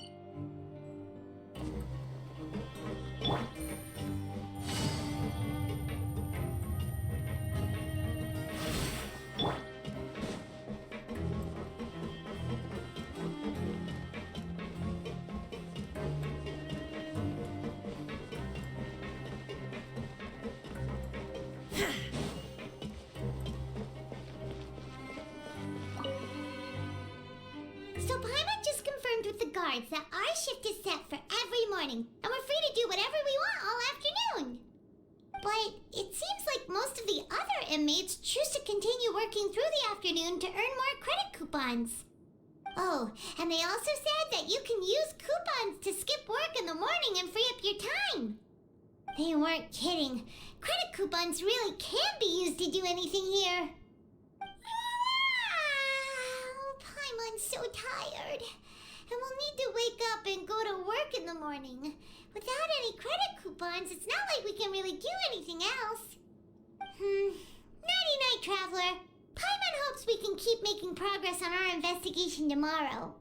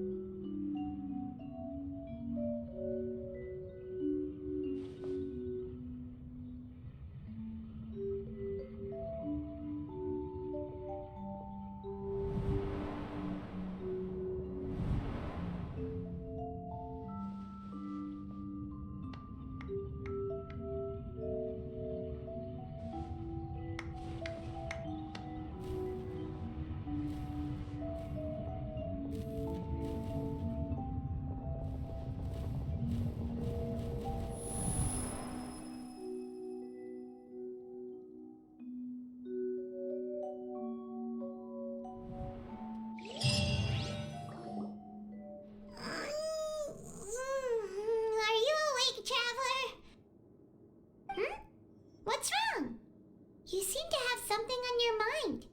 Did you dream about something last night?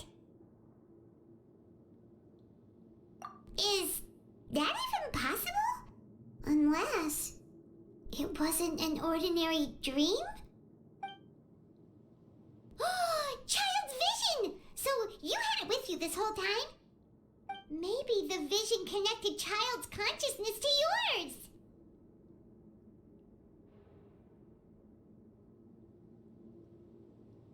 And our investigation has its first major breakthrough! Good thing you brought the vision with you here. So what did you see in the dream? Do you know where Child went?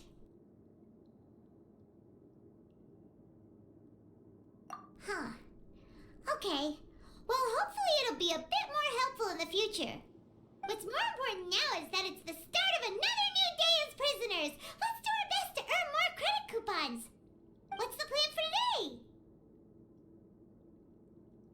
Let's go! It's time to start working. If that guard Fielding catches us skulking about, he's sure to give us an earful.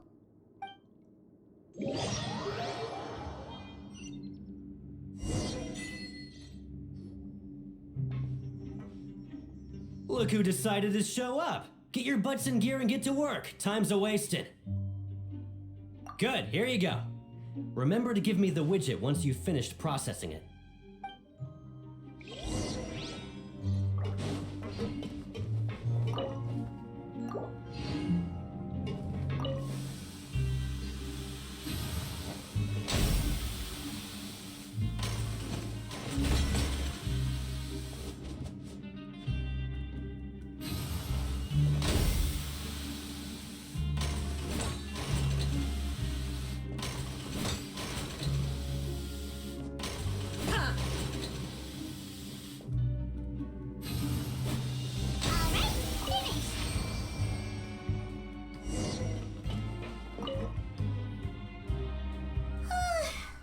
I'm on speed.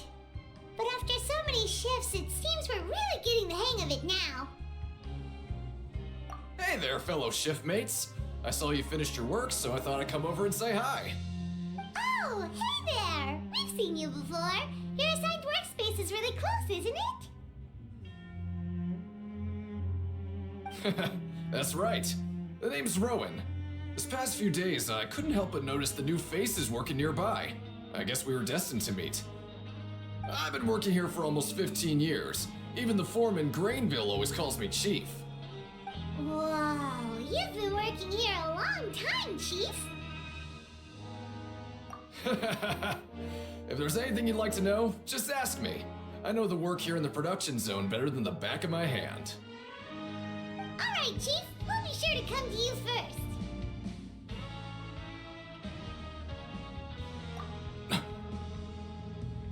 Did you just ask about the rules? Pretty sharp for newcomers. You've already heard about the rules, huh? Who'd you hear it from?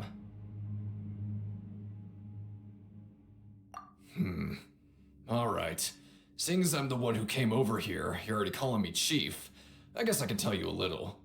Truth is, you two keep working like this, you might be putting yourselves in danger. Huh? Wait, there's even a rule about that? What would have happened if you never told us about this? Well, it's usually not that easy to break one on accident.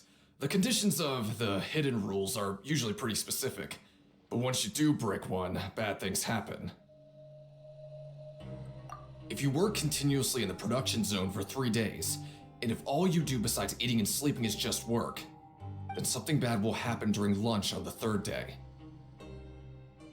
Huh? Like what? Oh, don't scare Paimon! If I knew that, then I wouldn't be standing here talking to you, now would I? You mean, even you have never tried working 3 days like that before? There's actually a legend about this rule.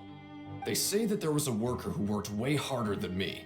He was both efficient and eager on the job, and most other workers couldn't hold a candle to him.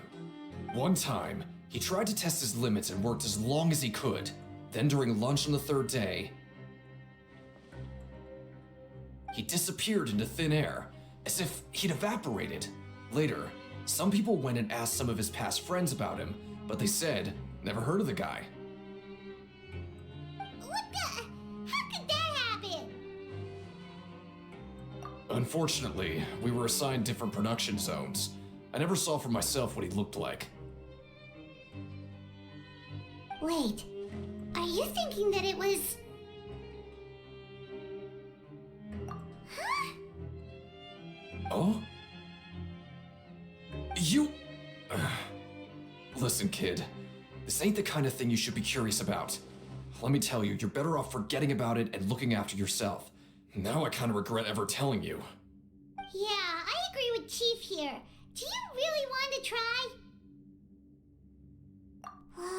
Alright, if you insist.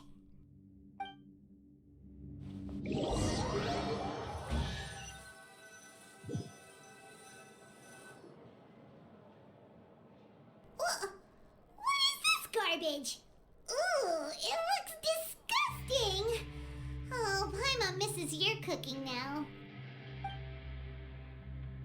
What would you like to do this afternoon? Yeah, Paimon felt like some of the people here were a little strange the moment she saw them.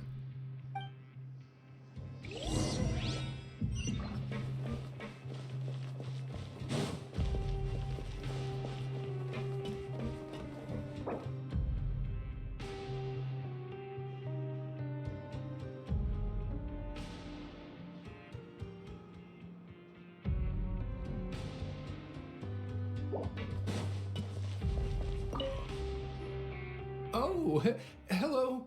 You two are the ones who were with His Grace. No need to be so nervous. Sorry, I couldn't help but think of His Grace once I saw you, and I... Well, it's hard to say. Maybe I am. He's got a very overwhelming presence. It makes me feel like I'm just some insignificant little bug.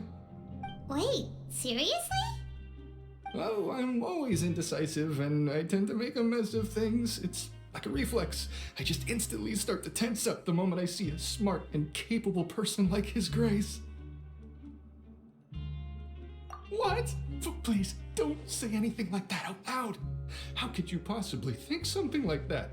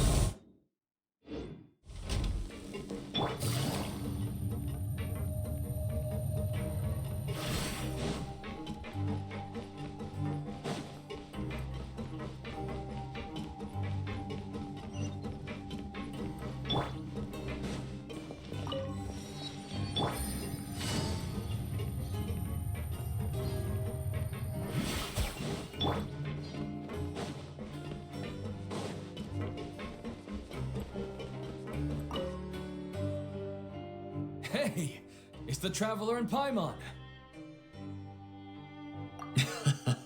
No need to tease me, okay? I won't trip on the same step twice.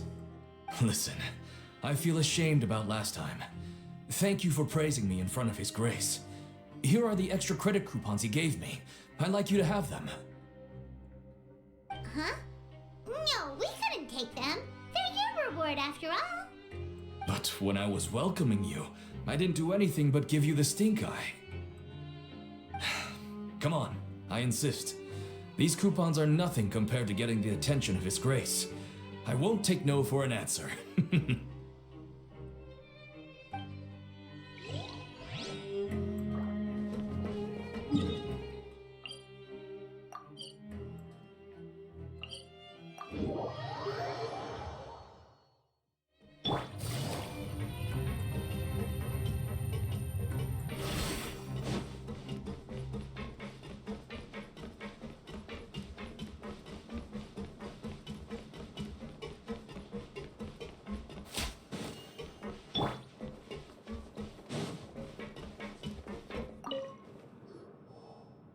Oh, wonderful. I was worried that you'd be busy trying to earn reward coupons all the time, but it seems like you haven't neglected your investigation work after all. Paimon likes having more coupons, but no one wants to work all the time. Have you also been investigating the area, Lynette? No, I was just slacking off, and you happened to catch me. My brother is still obsessed with anything remotely related to the Forbidden Zone. But knowing him, it won't be long before we get more leads. Oh, before I forget, this is for you. Huh? Credit coupons? Why are you giving us these? I've been here longer than you. Coupons aren't a resource in particularly short supply. What is in short supply are interesting people to talk with.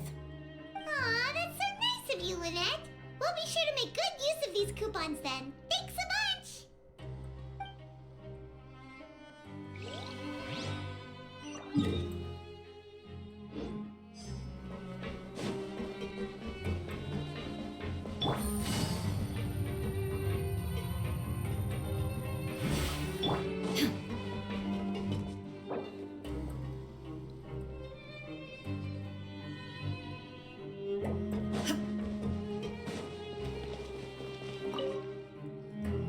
Oh, you want to stop investigating and go rest?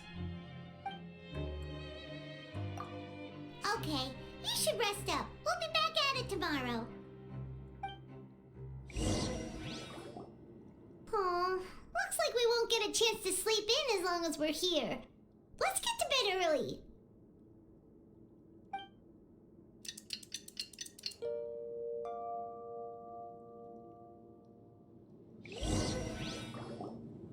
Oh, Paimon doesn't want to get up.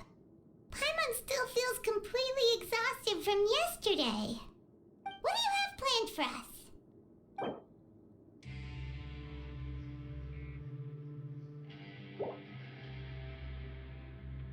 But Paimon really hopes the foreman will be in a better mood today.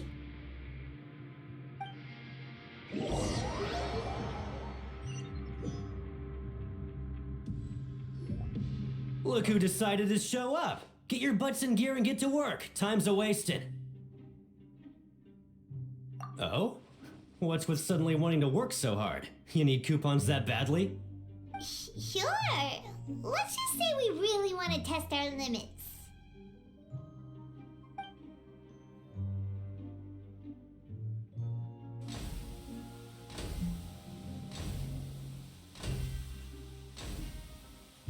Nice! We did well today. Let's keep it up!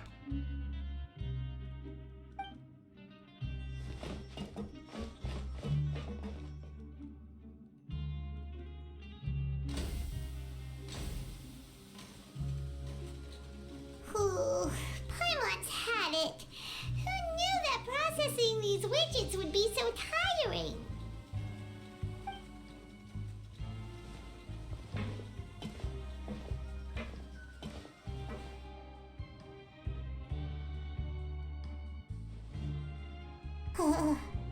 That's it. Paimon doesn't even have the energy to talk anymore. Is it time to eat yet?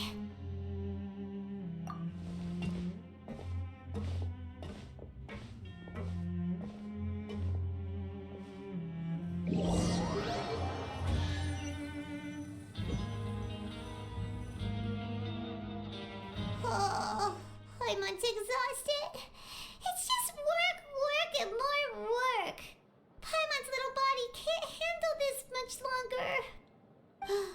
Wait a sec. Now that Paimon thinks about it, haven't we been working non-stop for 3 days now? And now it's lunchtime. Oh, Paimon feels a shiver going down her spine. What's going to happen? But it doesn't seem like anything's changed at all. And we made it to the coupon cafeteria safely. Are the so-called hidden rules only a rumor after all? Well, there's no use to just guessing all day. Paimon's stomach has been grumbling the whole time. Let's just eat already. Paimon wonders what we'll get today. Maybe we'll get the super lucky meal. Wait, what? What in the world is this? What's with Paimon's food? And yours is the same. Is this stuff meat? But it looks and feels so bizarre. What kind of chef would make food like this? What do you think is going on? Is this the bad thing that Rowan was talking about?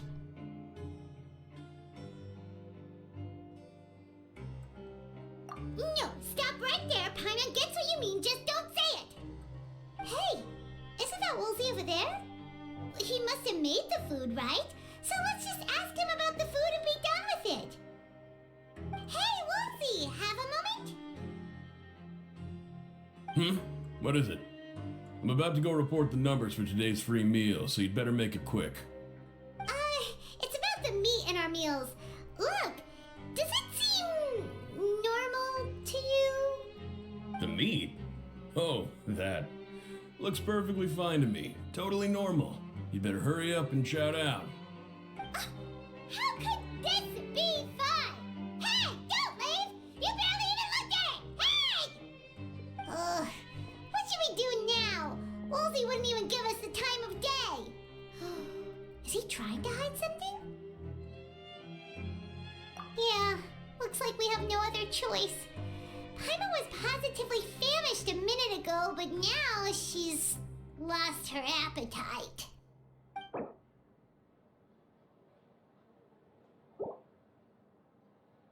What would you like to do this afternoon? Okay, let's see if we can find any new leads.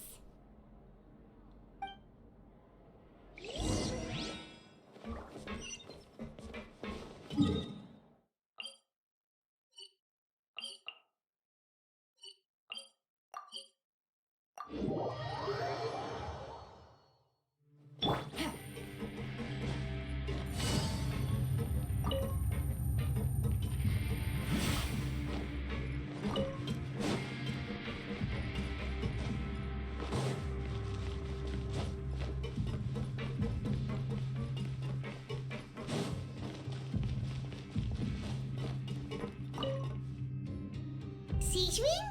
Aren't you supposed to be in the infirmary? What are you doing in the production zone? Hello, traveler. Paimon? Everyone's usually busy around now, and we don't have any patients to look after in the infirmary. I thought I'd come here and enjoy the sight of everyone hard at work. Enjoy? What's there to enjoy here? It's really worth watching. I often stand here and observe everyone. Humans are just so interesting and adorable. I like to watch your expressions while you work. Are you talking about pets or people? Oh, I can see why you think that, but you shouldn't jump to conclusions. See, we Melazines are a different species, and we see the world very differently from humans. It's very easy for me to observe everyone's condition. All it takes is one look, and I can tell which workers are exhausted. Wait, Melazines can see that? Huh, that does sound useful for being a nurse. Yes, running around tending to everyone's health is very fulfilling. But I'd much prefer it if you're all happy and free from exhaustion and pain in the first place. take care of your body, and make sure you eat well. Always rest when you're tired from work, and don't push yourself too hard. We'll definitely take care of ourselves. Thanks for the reminder.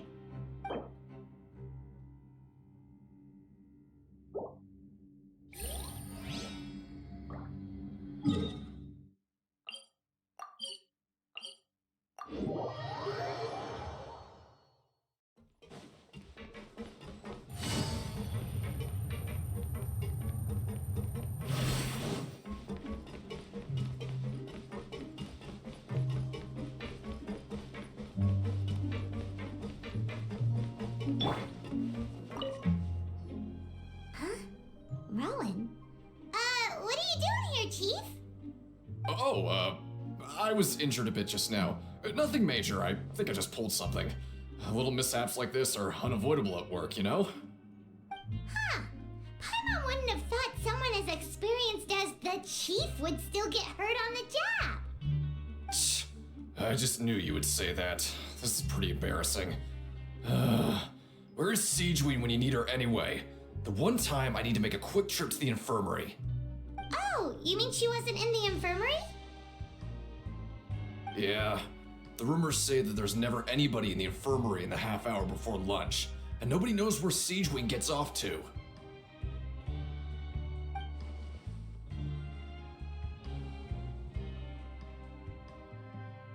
Huh. That's actually really strange. Siegeween's always super dedicated to her work. Where else would she possibly go? Forget it. I can take care of a small sprain like this on my own anyway. No need to trouble her.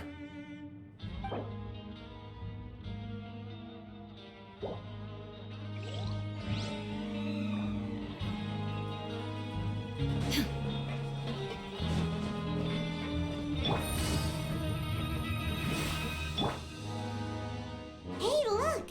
There's something here! Looks like a research notebook.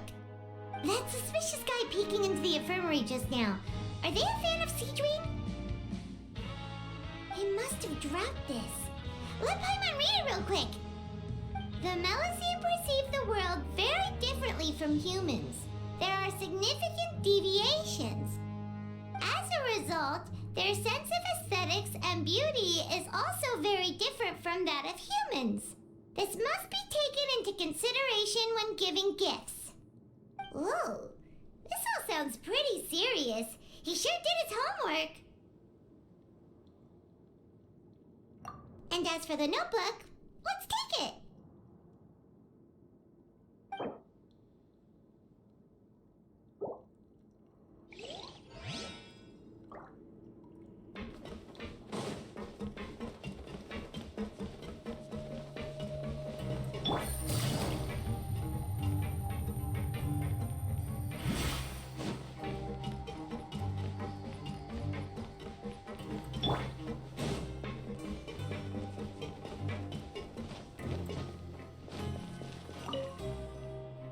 Oh, you want to stop investigating and go rest? Okay, you should rest up. We'll be back at it tomorrow. So after working a few days straight, we got some strange meat in our lunch. What was that all about? Has our investigation turned up anything useful recently? Really? Then it looks like that part of the investigation has hit a dead end. Well, we'll keep searching for more clues tomorrow. Good night, traveler.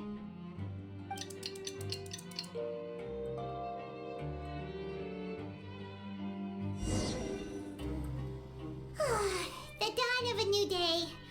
Paimon feels like we're getting used to life as convicts. Is that a good thing or a bad thing? What do you have planned for us?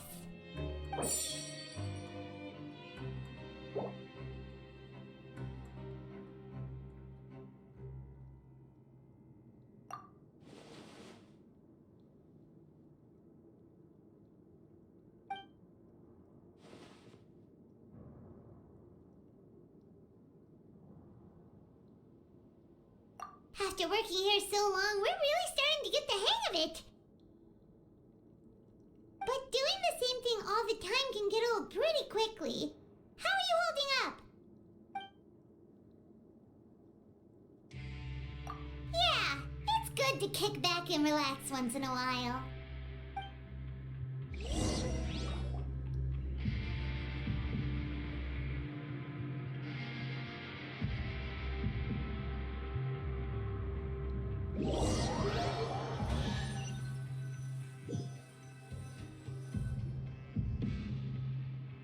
Oh, just a regular meal set. Guess Paimon shouldn't get her hopes up. What would you like to do this afternoon? Knowing Childe, he must have been there all the time.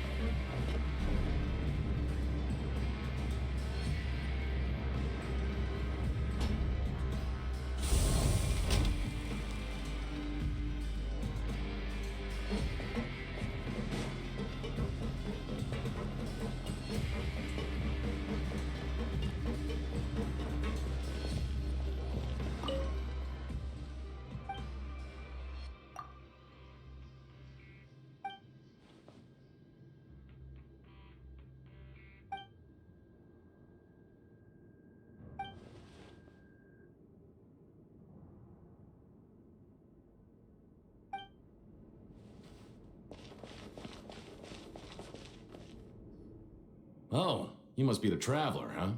Sorry, mate, but competitors as strong as you are prohibited from participating. I don't make the rules, mind you, but I was given very specific instructions. Even convicts value their lives, don't they? I hope you can understand. But we have a game here that'll let you show off your strength, and you'll even earn some credit coupons in the process. What do you think? Interested? And if we lose the game, will it cost us credit coupons? Of course. That's the cruel reality facing every competitor in a place like the Pancration Ring. Okay, great. Let me walk you through the rules.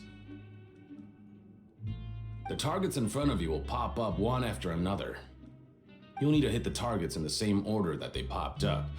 If you can complete a few rounds in a row with no mistakes, then you'll win credit coupons. But the second you mess up the order, you'll lose. Game over. The game costs 300 credit coupons to have it go. So, you up for it? Thanks for your patronage, mate. Now, let the game begin.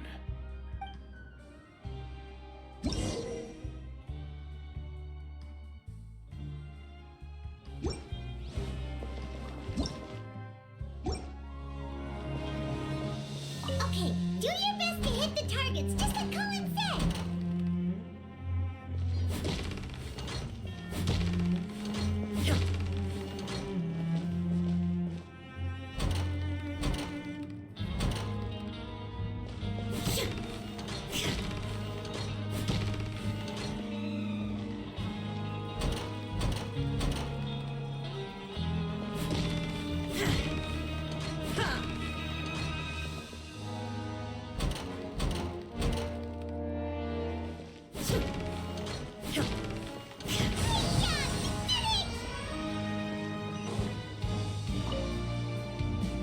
Your strength really shouldn't be underestimated.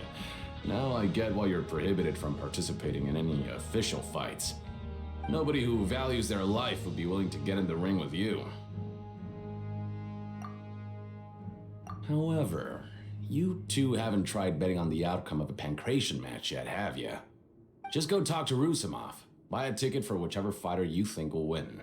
There's a big payout if the fighter you support comes out on top. But we don't know anything about the fighters. How can we possibly know who to support? That's normal. Just watch a few matches and get a feel for the fighters. It won't be long before you can pick winners in your sleep. He's got a point. Why don't we give it a try? If we have enough coupons, we could probably bet at random until we figure everything out. Bet at random, huh? Well, how should I put it? It's not like you can't do that, but I'd advise you to give it some more thought first. Huh? We shouldn't get too carried away. What's the problem? What? I never even picked a boxer before, and you already know about the rules? You're not just strong fighters. Seems you're pretty perceptive, too. Might as well tell you about it, since you already know that much. Plus, I think you've got the potential to be one of my greatest customers. I think I can let you in a bit. Besides, I don't want to risk ever losing a customer like you. Is it that serious? Okay. The hidden rule here is, if you buy both boxers' tickets and support them both, something bad will happen the next morning. So the rule is that we shouldn't pick both boxers in the same fight. But if anyone actually did that, wouldn't they be guaranteed to lose coupons? Who would do that anyway? And what do you mean by something bad will happen? How would I know? Not like I'm stupid enough to do that. But I've heard a story about the rule. According to the rumor, there was a masked boxer who possessed incredible skill and power. None of his opponents even stood a chance against him. However, in the final match, the organizers told him to take off his mask. He refused and never showed up to the fight. And after that, he was never seen again. Some say he died, or that he was taken care of by the event's organizers. But everyone remembers that he was someone who cherished honor above all else. In his eyes, supporting both boxers in a match would dishonor the competition itself. So you mean it's like a curse? He'll take vengeance on anyone who does that? No, he was always wearing a mask, like he was intentionally trying to hide his identity. I don't even know anything about his past. Traveler, do you think that boxer was... Huh? We will? You're not serious, are you? Look, here I was just trying to be nice and warn you, yet here you are trying to break it on purpose? Yeah, it sounds pretty scary to Paimon.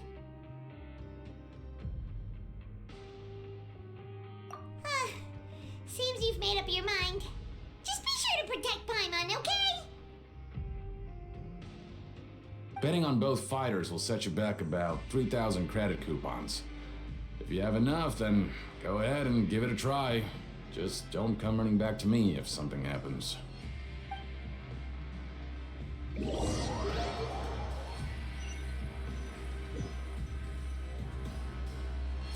we had a productive day. Hope we can make even more progress tomorrow.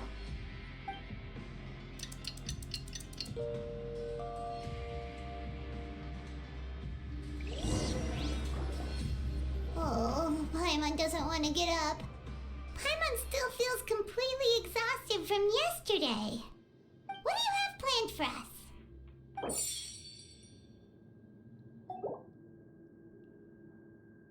After working here so long, we're really starting to get the hang of it. But doing the same thing all the time can get old pretty quickly.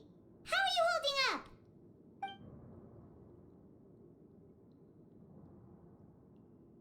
Yeah, it's good to kick back and relax once in a while.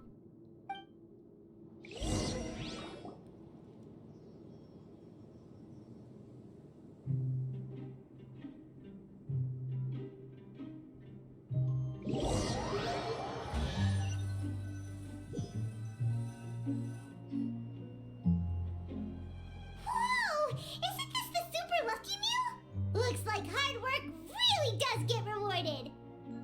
Paimon's gonna take her time and savor every bite. What would you like to do this afternoon? Maybe we'll be able to find some leads there.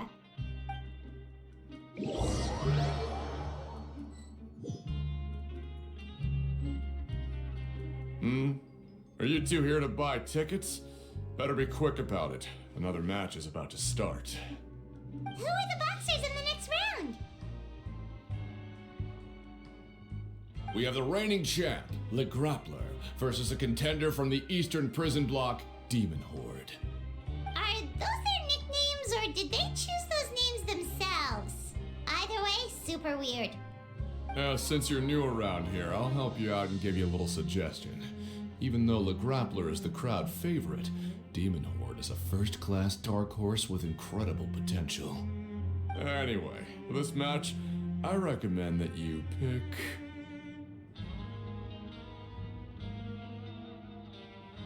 Huh? For both fighters? I can tell you're new to this, but I didn't think you were completely clueless. Maybe you don't quite understand the rules, no? Let me try to explain again for you more clearly. You see... Oh, no need. We're aware that we're going to lose coupons. Alright then, if you're absolutely sure. Remember, no refunds once you buy the tickets. Yeah, we got it! Just shut up and take our coupons!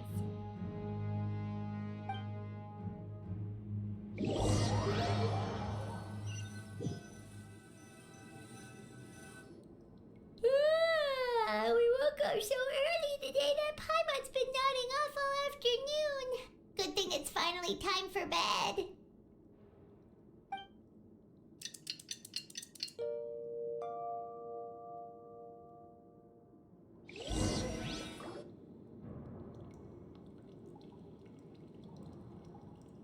Hey, traveler, Paimon.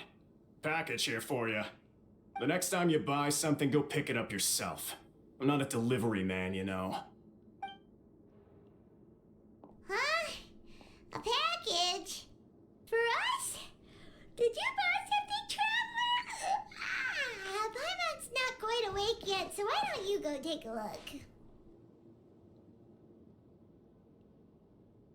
All right!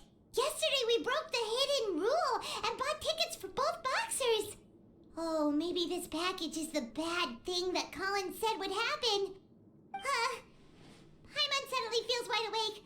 Wait, maybe let Paimon go hide somewhere first. Just call Paimon after you opened it. Hey, wait! Paimon's still here! Don't open it!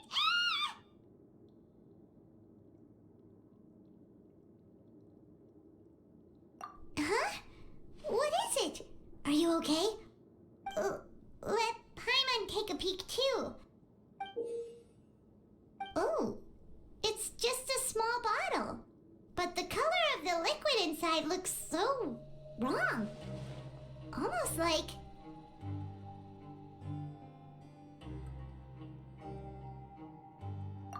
Alright, that's enough of that. No need to say it out loud. Paimon already knows what you're trying to say. Ugh! No way! Get that stuff away from Paimon!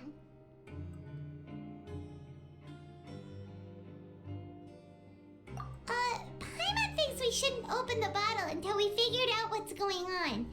Just trust Paimon on this one, okay?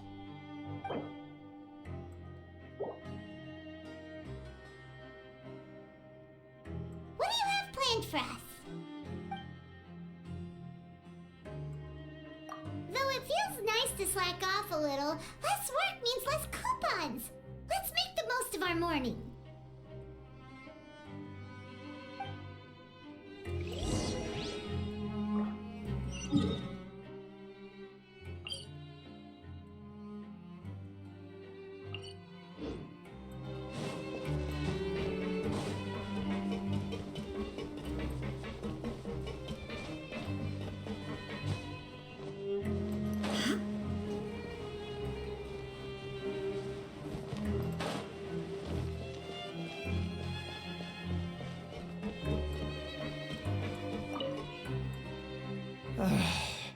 If there's no way to send it all out, then maybe I'll never get a chance to leave. Who are you? We've never seen you before, and you don't look like a fellow convict. I'm not! Of course I'm not. Please, don't mistake me for a criminal. I'm a good, law-abiding citizen. Then what are you doing here? You sure seem anxious about something. I'm a promoter for Fontico, and I'm usually responsible for promoting our drink products. I thought I could complete my task here quickly and return to headquarters, but I've been here way longer than I anticipated. Oh, a promoter from Fontico? So what kind of problem did you run into? I'm so upset. It's all because of that Duke. After discussing the company's promotional plans with him, he told me outright that my project was worthless. However, in light of our long history of successful collaboration, I still tried to patiently explain the details. However, to my surprise, he just cut me off while I was speaking. Let me take a moment and recall his exact words. I'm just gonna stop you there and say no. If anything, I'm saving you time. It seems you don't fully understand the value of credit coupons here, nor do you understand the value of your own products. The former is because you are from the overworld. That's understandable, and I don't blame you for that.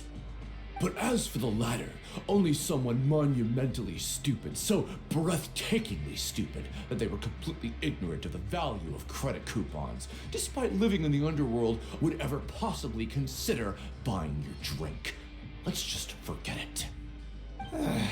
Anyway, that's how he rejected my proposal and asked me to come up with another solution with the condition that it doesn't cause any trouble for him. Can you believe that guy?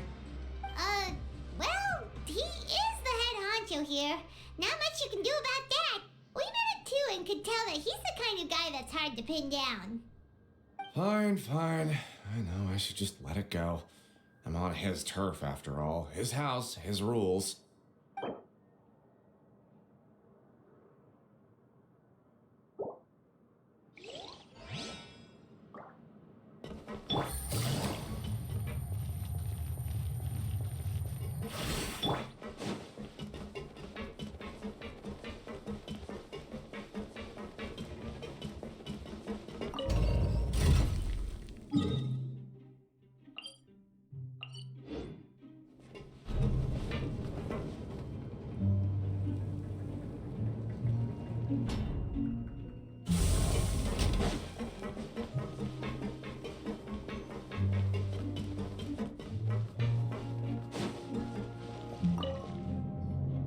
Hey, I heard you crazy fools really did it. You bought tickets to support both fighters, didn't ya? Well, did anything happen? Well, the next day we received a mysterious package, but we still haven't made any sense of the contents. So it is real. You didn't become cursed or anything like that, did ya? Are you both still okay? Wait. Are you sure that it's still you controlling your bodies right now? Paimon's not sure. What do you think, Traveler? Is Paimon still Paimon? Oh, okay. Well, that's good. Yeah, you two don't seem to have changed at all. But I wouldn't let your guard down just yet. Still, I didn't expect you would actually do it. You'd actually throw away coupons like that just to satisfy your curiosity? Even if we bought tickets like everybody else, it's not like we could hope to earn any coupons. When it comes to things like this, it's always the organizer who makes the real profits. Hey, just what are you trying to imply? The Pancration Ring is an honest business, and we really don't make much from selling tickets. We make so little that even the current tournaments can only be held thanks to funding from the producer of Fanta. Oh, so it's the company that manufactures Fanta sponsoring the events? Paimon thought all of this was thanks to the Duke's support. Let's just say it's a mutually beneficial arrangement. They reached out to us first, hoping to promote Fanta products in the Fortress of Meropide.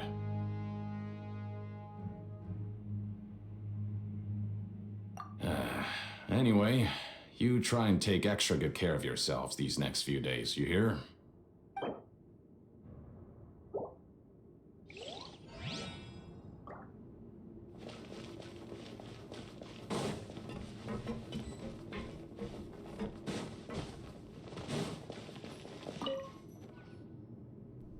Wait, what are these papers scattered all over the ground? Are they registration forms or something? Maybe not. Every page has the Fontico symbol on it. Maybe it's some flyers from the company. Okay. But if someone catches us, they could accuse us of trying to steal the company's secrets, couldn't they?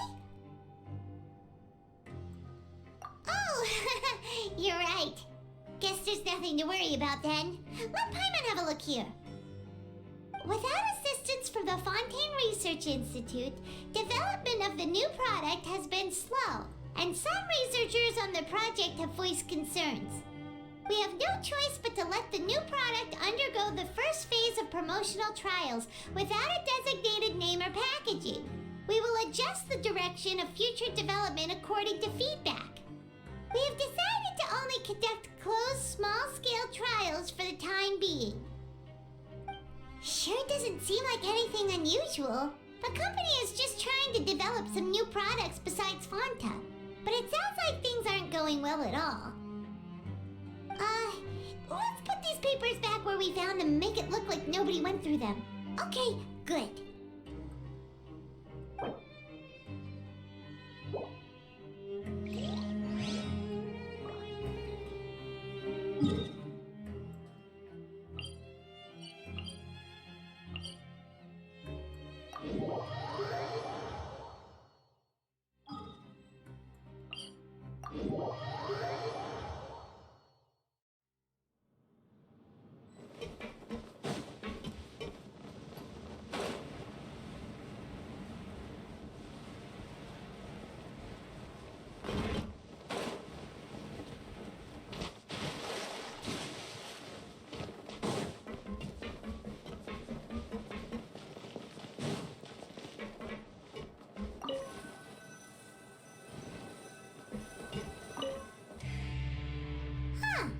We ended up here without even thinking about it. Wanna grab something to eat? Alright, but remember that we bought this time with coupons, so let's make better use of it next time.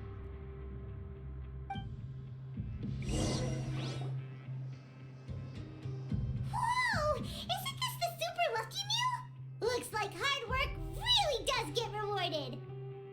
Paimon's gonna take her time and savor every bite.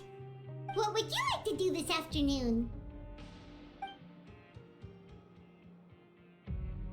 After working here so long, we're really starting to get the hang of it. But doing the same thing all the time can get old pretty quickly. How are you holding up? Yeah, it's good to kick back and relax once in a while.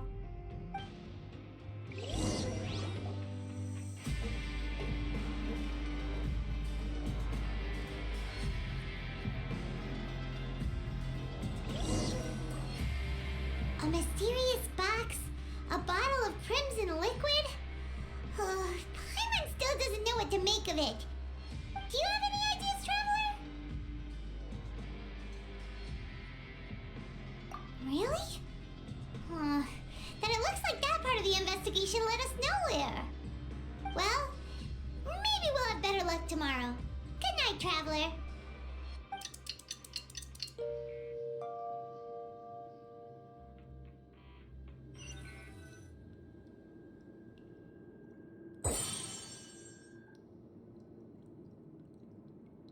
Okay, so we've investigated 2 of the hidden rules. Paimon didn't think this prison would have so many weird things going on. We'd better pick up the pace with our investigation, otherwise we'll never get anywhere. Yeah, let's skip work for now and put our time to good use.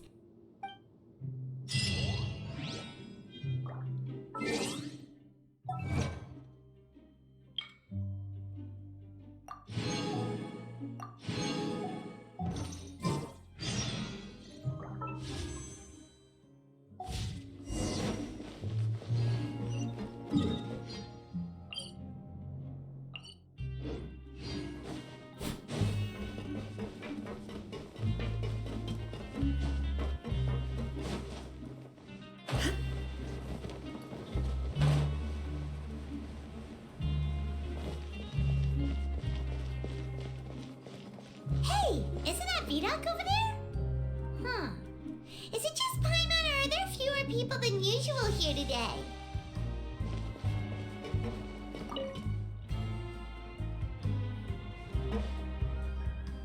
Ah. Seeing you at this time must mean you've already saved up a lot of credit coupons. Or at least enough to skip work. Seems you're getting into the swing of things around here. Impressive. Very impressive. So, now can you tell us about the hidden rules you know? If that's what you want to know, I guess you couldn't have come at a better time. Huh? What do you mean it's a good time? Leonid and those other pesky broke urchins have all gone to work in the production zone. I wouldn't want them listening in without paying up. We get it! Just tell us already! So, you know those pipes that make strange sounds? Don't ever, ever go near them at night. Even if you manage to avoid the guards, you might find something even more terrible there. Something even more terrible? Like what? A group of cannibals. Cannibals? In the Fortress of Meropide? Every month, they meet a few times in the dead of night. Rumor has it they might be connected to the people that have disappeared here. But what's even scarier is that they have a special proclivity. Since they have no way to dispose of the leftover remains, they have ways to transform them into other forms and keep them in the fortress forever. Paimon might already know what you mean by other forms. So that's what's going on here. Oh, Paimon's stomach doesn't feel so good.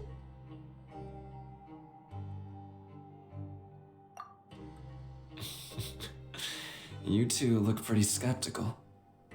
No matter, learning the truth behind dark secrets isn't necessarily a good thing. I've got things to do too. I suggest you just act like I never told you anything. Traveler, can we just trust him on this one? Oh, Paimon doesn't want her blood and flesh entombed here for all eternity? Oh, so that's how you see the situation. Huh. You know, Paimon does feel a little better about it now.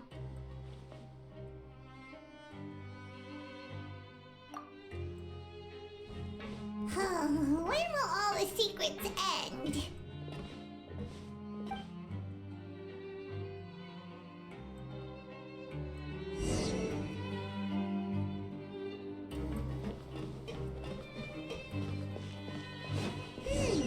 Vidok isn't here, but the guys who went to work in the morning are back. Let's go ask them. Just stay away from me. What? What are you saying? You shouldn't go around saying stuff like that.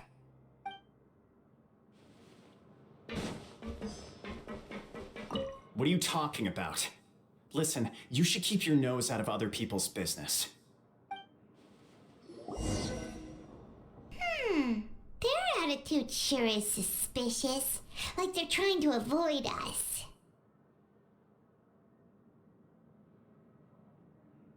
But if they're being so obvious about acting weirdly, do you think they might just be trying to lure us in? Oh, this is all getting way too creepy for Paimon.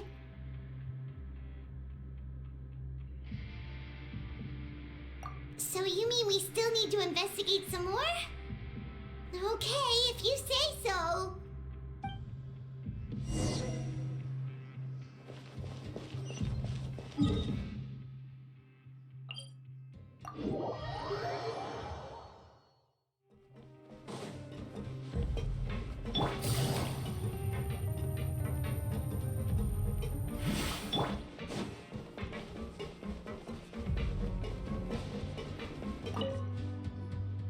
Hello, Fielding. What do you want? Criminals like you ought to be working right now. Catch my drift. We just want to ask you a simple question. Have you ever discovered anything odd during your nighttime patrols? Why are you asking about something like that? Whatever happens at night isn't your concern. All you need to worry about is getting enough sleep. Well...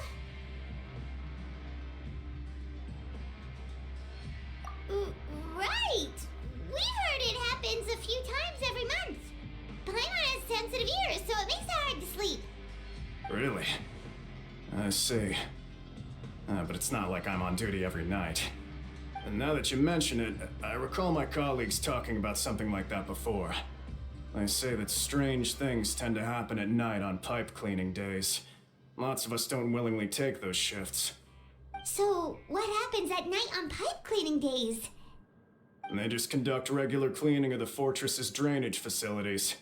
There are 3 pipe cleaning days per month, and it just so happens that today is one of the scheduled days. You can try to confirm the sounds tonight if you want, and if they're real, then I can report the issue to my superiors for you. Oh, okay. Then we'll keep both ears out tonight.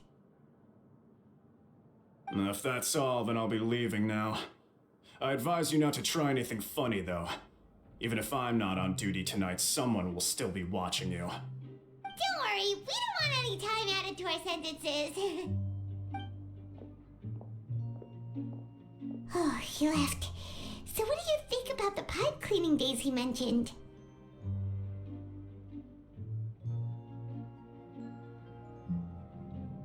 Right, both are a possibility. But Fielding did say that tonight is a cleaning night. Paimon knew you would say that. Alright, sounds like we'll be up all night tonight then. Paimon just hopes the guards don't catch us.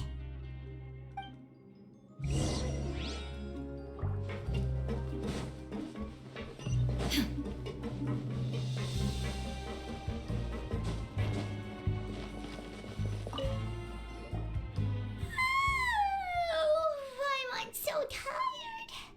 But we can't sleep yet. They'll be cleaning the pipes tonight, so it's the perfect chance for us to investigate.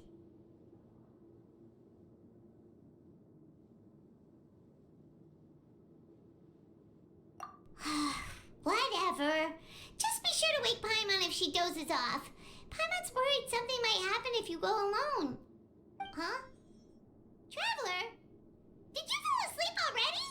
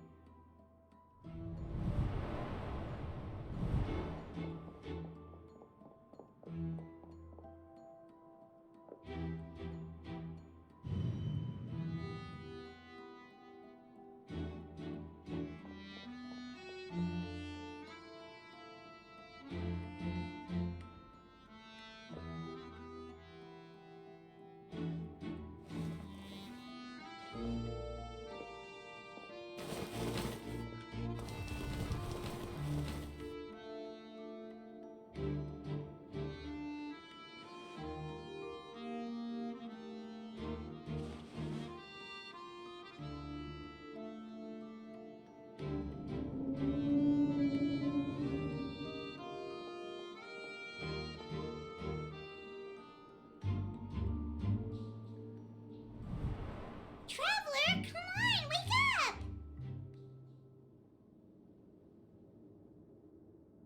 Oh, it looks like you were just peacefully sleeping to Paimon.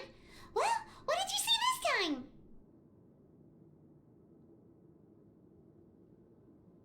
Really? So we're finally starting to figure out what actually happened! But what about the cannibals? How do you explain them? Okay, well it's about time for us to get moving. Just be careful to avoid the patrolling guards.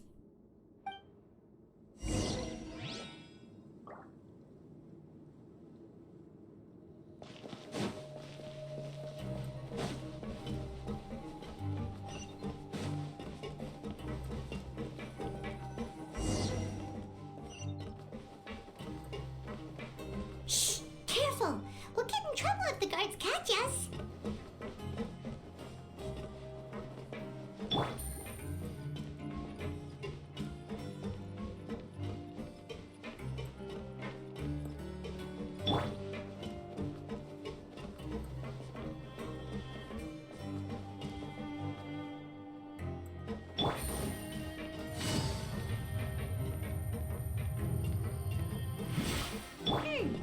should be the place.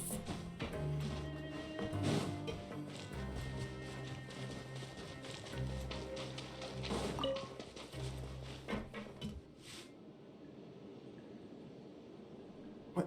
I know you. You were the ones we saw. Huh. You've got guts showing up here. You know who we are, right? You'd better leave now. Ain't nobody coming here to save you. What'd you say?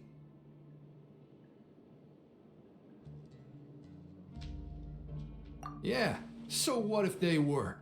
If you push us, we can make those rumors a reality at any time. Hey, what's the point of all those rumors anyway? What exactly are you trying to do? I don't have to tell you anything. If you turn around, go back to the dormitories, and act like you never saw anything, then I'll pretend that you never showed up here. Yeah, scram. Nothing worth seeing here. Huh? What did you say? Isn't that exactly what Boss said when he left? Hey, do you know our boss? Whoa. We had no idea our boss was such a big deal. He always kept his identity a secret. So, did he have you come here to find us? Oh, so you're Childe's crew here? Seems like he had no problem fitting in. We're the only ones who heard him say those words when he left that night. So unless he somehow told you those exact same words after that... All right. I guess that's proof enough for me. I believe you. Wow, those dreams of yours sure come in handy. We gave him the business for a while and would always give him a hard time when he first came to the Fortress of Meropide. But here in the fortress, the strong will always earn respect. He was working the longest hours and racking up wins in the Pancration Ring. You could always see how amazing he was, even when he was teaching us a lesson. So eventually, we all decided to follow him. But one day, he suddenly told us that he had to find a way to escape this place, no matter the cost. He said it was because he heard that call again. And as his crew, if the boss wants something, then it's our job to get it done. So, we got to work and used the hidden rules that were here to make up and spread the rumor about the cannibal rule. We just wanted to give him a better chance of escaping on a night after the pipes had been cleaned. Oh, thanks to your rumor, nobody would want to come anywhere near here, prisoner or guard. Wow, it sure is easy to exploit people's fear of the unknown. But hasn't Childe already escaped? Why are you all still coming here after pipe cleaning day? Because as far as we know, the pipe he went into isn't actually an exit. It should be a dead end. It leads to an abandoned factory area, and even if there were a way to escape from there into the sea, we're still way too deep. No one could ever reach the surface alive. But Boss still insisted on going in. It's like he was obsessed about it. So we told him that we'd pretend as if he never existed while he was gone. And that if he wanted to come back, he should wait for nighttime on a pipe cleaning day. That way, we could meet him here and help cover the whole thing up. So you come and wait here through the night a few times a month just because of that promise? Yeah, but it's been so long now. We already know in our hearts that he must have managed to escape somehow. Is it also possible that something unfortunate happened to him? Nothing could ever defeat Boss or slow him down. It's one thing we know for sure. Okay. Paimon was just brainstorming possibilities. All right. Keep quiet and follow us.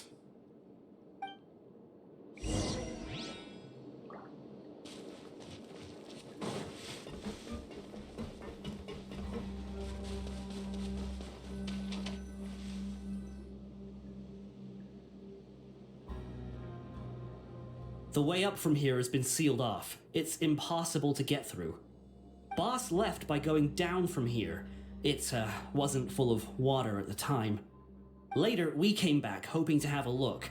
That's when we found out it had been completely flooded. It's impossible to navigate unless you're an extremely skilled diver. Do you think Childe got trapped by the water? Not likely. We all know that Boss was an incredible swimmer. Really? Then have him come investigate, pronto. Just be sure to tell us if you get any news about Boss. It's getting late. We should leave before the guards come this way. Yeah, we learned a lot about what happened to Childe here. Let's get going!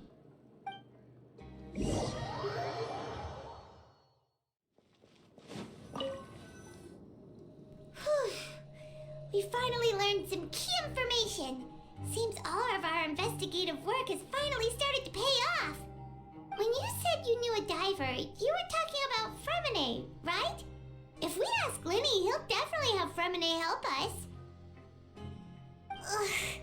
Why is Childe like this? What was he doing going into the pipes? Not making our jobs easier, that's for sure. Fortunately, though, it seems like it's only a matter of time now before we find out what really happened. Now that we can finally relax, I'm starting to feel super sleepy. Let's try to get some rest while we still can. Nighty-night, traveler!